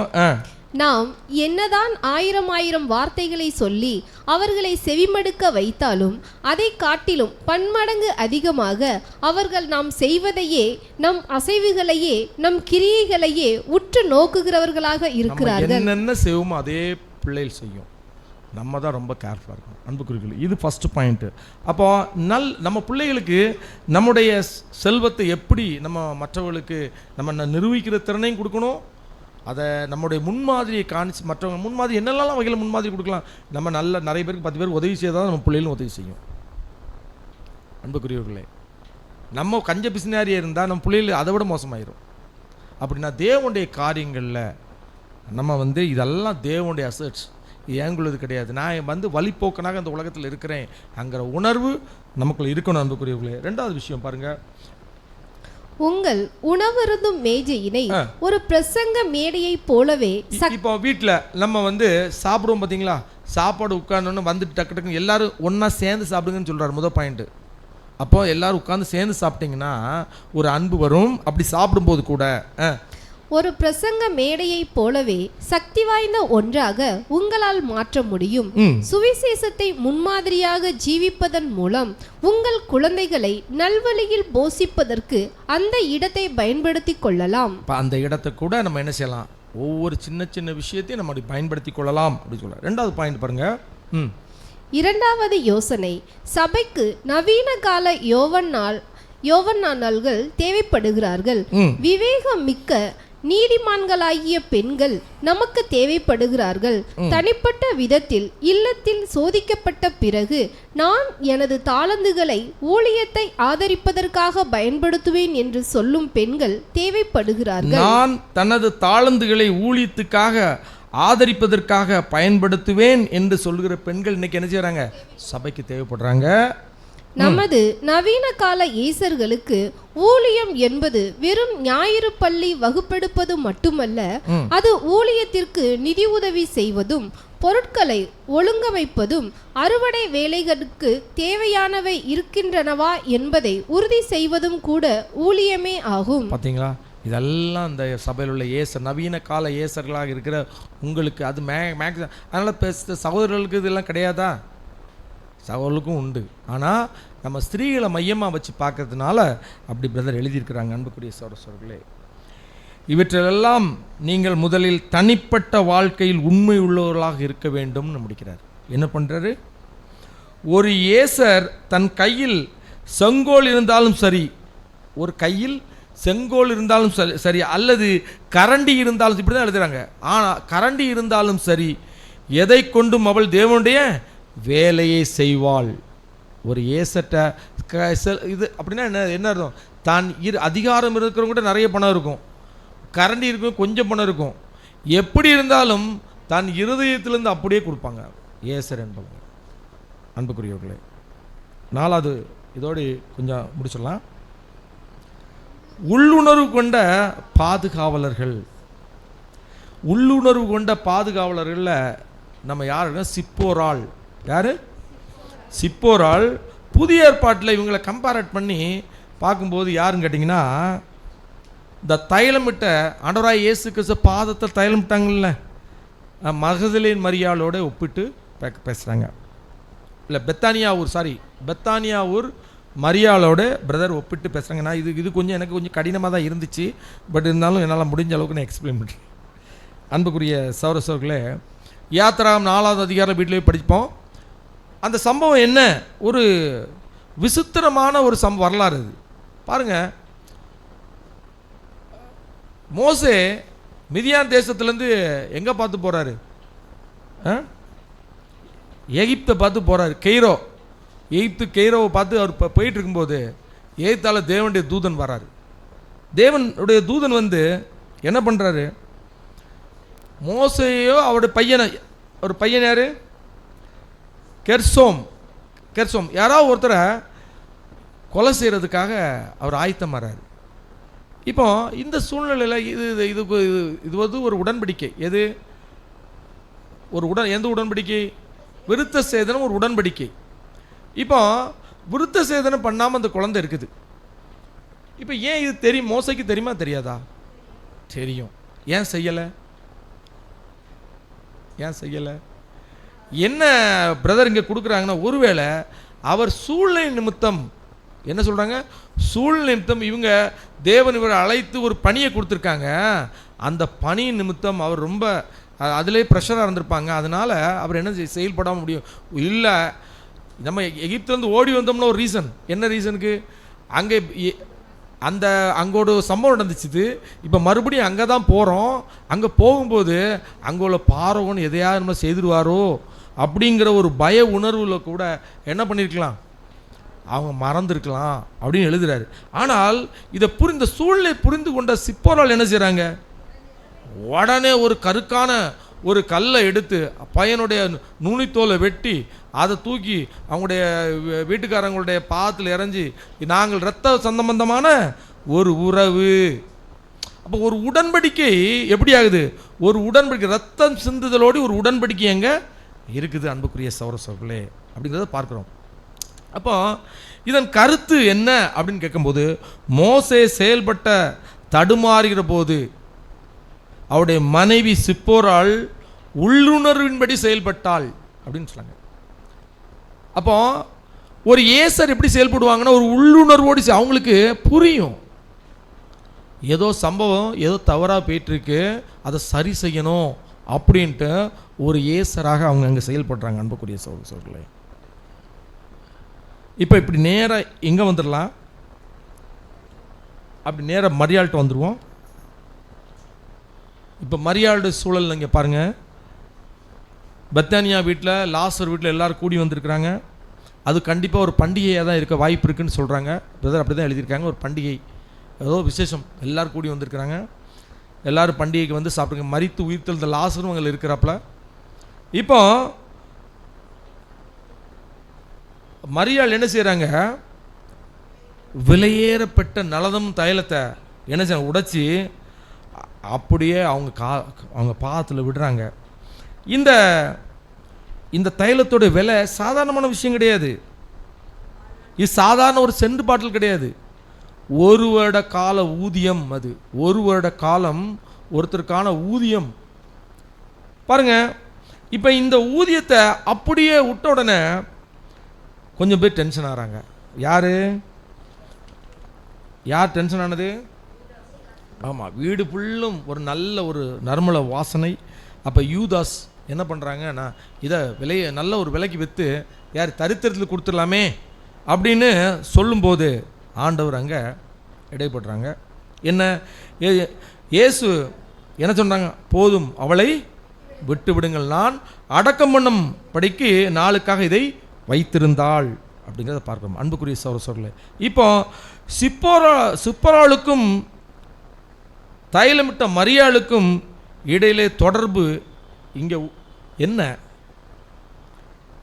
என்ன காண முடிகிறது அப்படிங்கிறதுக்கு பிரதர் என்ன எழுதுகிறாங்கன்னா, சிப்போராள் போலவே யார் பெத்தாலியா மரியாளும் என்ன அந்த ஒரு தைலம் குப்பி எதுக்கு அடையாளமாக இருக்குன்னா, ஒரு உடன்படிக்கைக்கு, ஒரு அபிஷேகத்துக்கு அடையாளமாக இருக்குது. அந்த தைலத்தை அவங்க பாதத்தில் ஊற்றி ஒரு உடன்படிக்கையை அங்கே வந்து தெரிவிக்கிறாங்க அன்புக்குரிய சகோதரர்களே. பாருங்க, இந்த சூழ்நிலை ஒருபுறம் பேதுரு என்ன பண்ணிட்டு இருக்கிறாரு பார்த்தீங்கன்னா, பேதுரு அவருடைய நிலைநாட்டுறார் கிறிஸ்துக்கு முன்னால், நான் மரண பரியந்தம் உங்களுக்காக என்ன செய்வேன், போராடுவேன் அப்படின்ட்டு.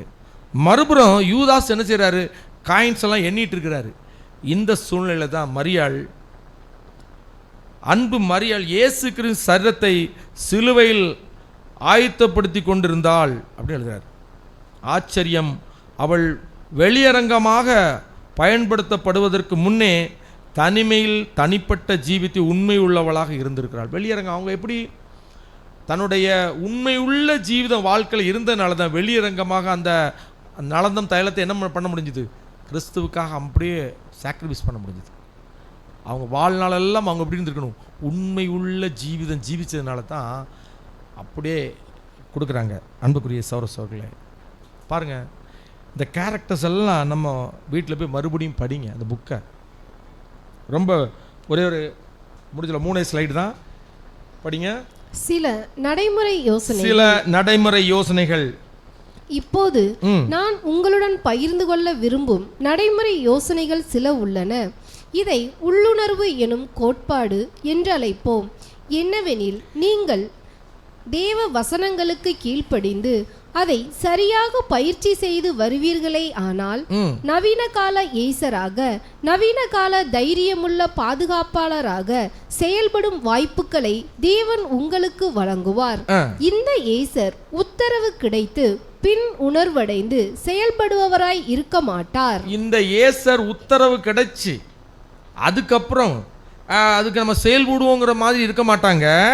மாறாக மனம் உவந்து தன் பொறுப்பினை உணர்ந்து தானே உடனடியாகவும் உண்மையுள்ளவராகவும் செயல்படுபவராக இருப்பார். ஆமாம், அன்புக்குரிய சகோதரர்களே, ஏசர் என்பவர்கள் இப்படி தான் இருப்பாங்க.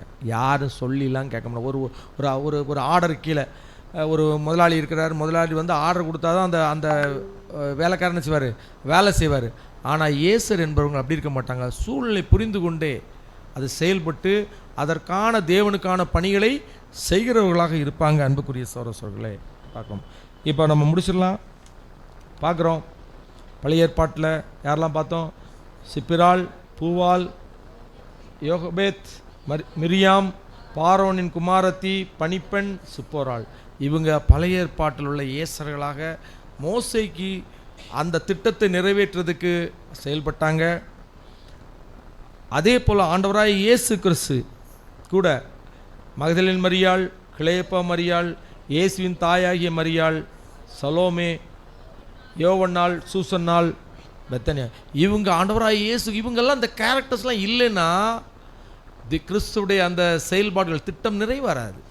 இப்போ தேவன் எவ்வளோ அருமையான இயேசர்களை கொடுத்து அந்த திட்டம் நிறைவேறதுக்காக நம்மளும் இன்றைக்கி பாருங்கள், நம்மளும் இன்றைக்கி தேவனுடைய கடைசி காலத்தில் வாழ்ந்துட்டுருக்கோம்ல.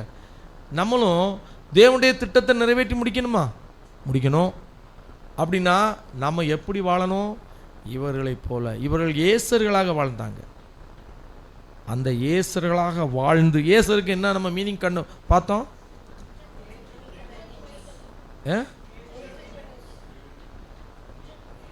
முதல்ல ஏசருக்கு ஹெல்ப்பர். என்னது ஏசர்னா? என்னது ஹெல்ப்பர். ஆனால் அந்த ஹெல்ப் மீட் வந்து எப்படி இருக்கணும்னு கேட்டிங்கன்னா, சொல்லி செய்கிறது கிடையாது. தானாய் முன் வந்து தேவனுடைய சமூகத்தில் இது என்மேல் விழுந்த கடமை, நான் தான் இதை செய்யணும் கண்டு யாரும் சொல்லிலாம் செய்ய மாட்டாங்க, அவங்களே செய்து செயல்பட்டுட்டே இருப்பாங்க. அன்புக்குரியவர்களே, அப்படி செயல்படுகிற ஏசர்களாக நம்ம மத்தியில் அன்புக்குரிய சகோதரிகளும் சகோதரர்களும் காணப்பட வேண்டும். இது தேவ சித்தமாக இருக்குது. ஏன்னா கடைசி காலமாக இருக்குது பார்த்தீங்களா. இனிமேல் இது என்னுடைய வேலைன்னு நினைக்கக்கூடாது, இது நம்முடைய வேலை. நாங்கள் செயல்படுகிறோம், தேவனுடைய திட்டத்தை நிறைவேற்றுகிறோம், இது என் பணி அப்படின்னு திங்க் பண்ணணும். அப்படி திங்க் பண்ணி இந்த அன்புக்குரிய சகோதரி போல நாமும் அன்புக்குரிய சகோதரர்களாக வாழ்ந்து நம்முடைய ஓட்டத்தை முடிக்க தேவன் கிருபை செய்வாராக. இந்த வார்த்தைகளை உங்களோடு பேச தேவன் வாய்ப்பு தந்தாங்க. அதற்கு தேவனுக்கு நம்ம நன்றிகளையும் துதி சோதனை ஏற்றுக்கொள்கிறேன். ஆமென்.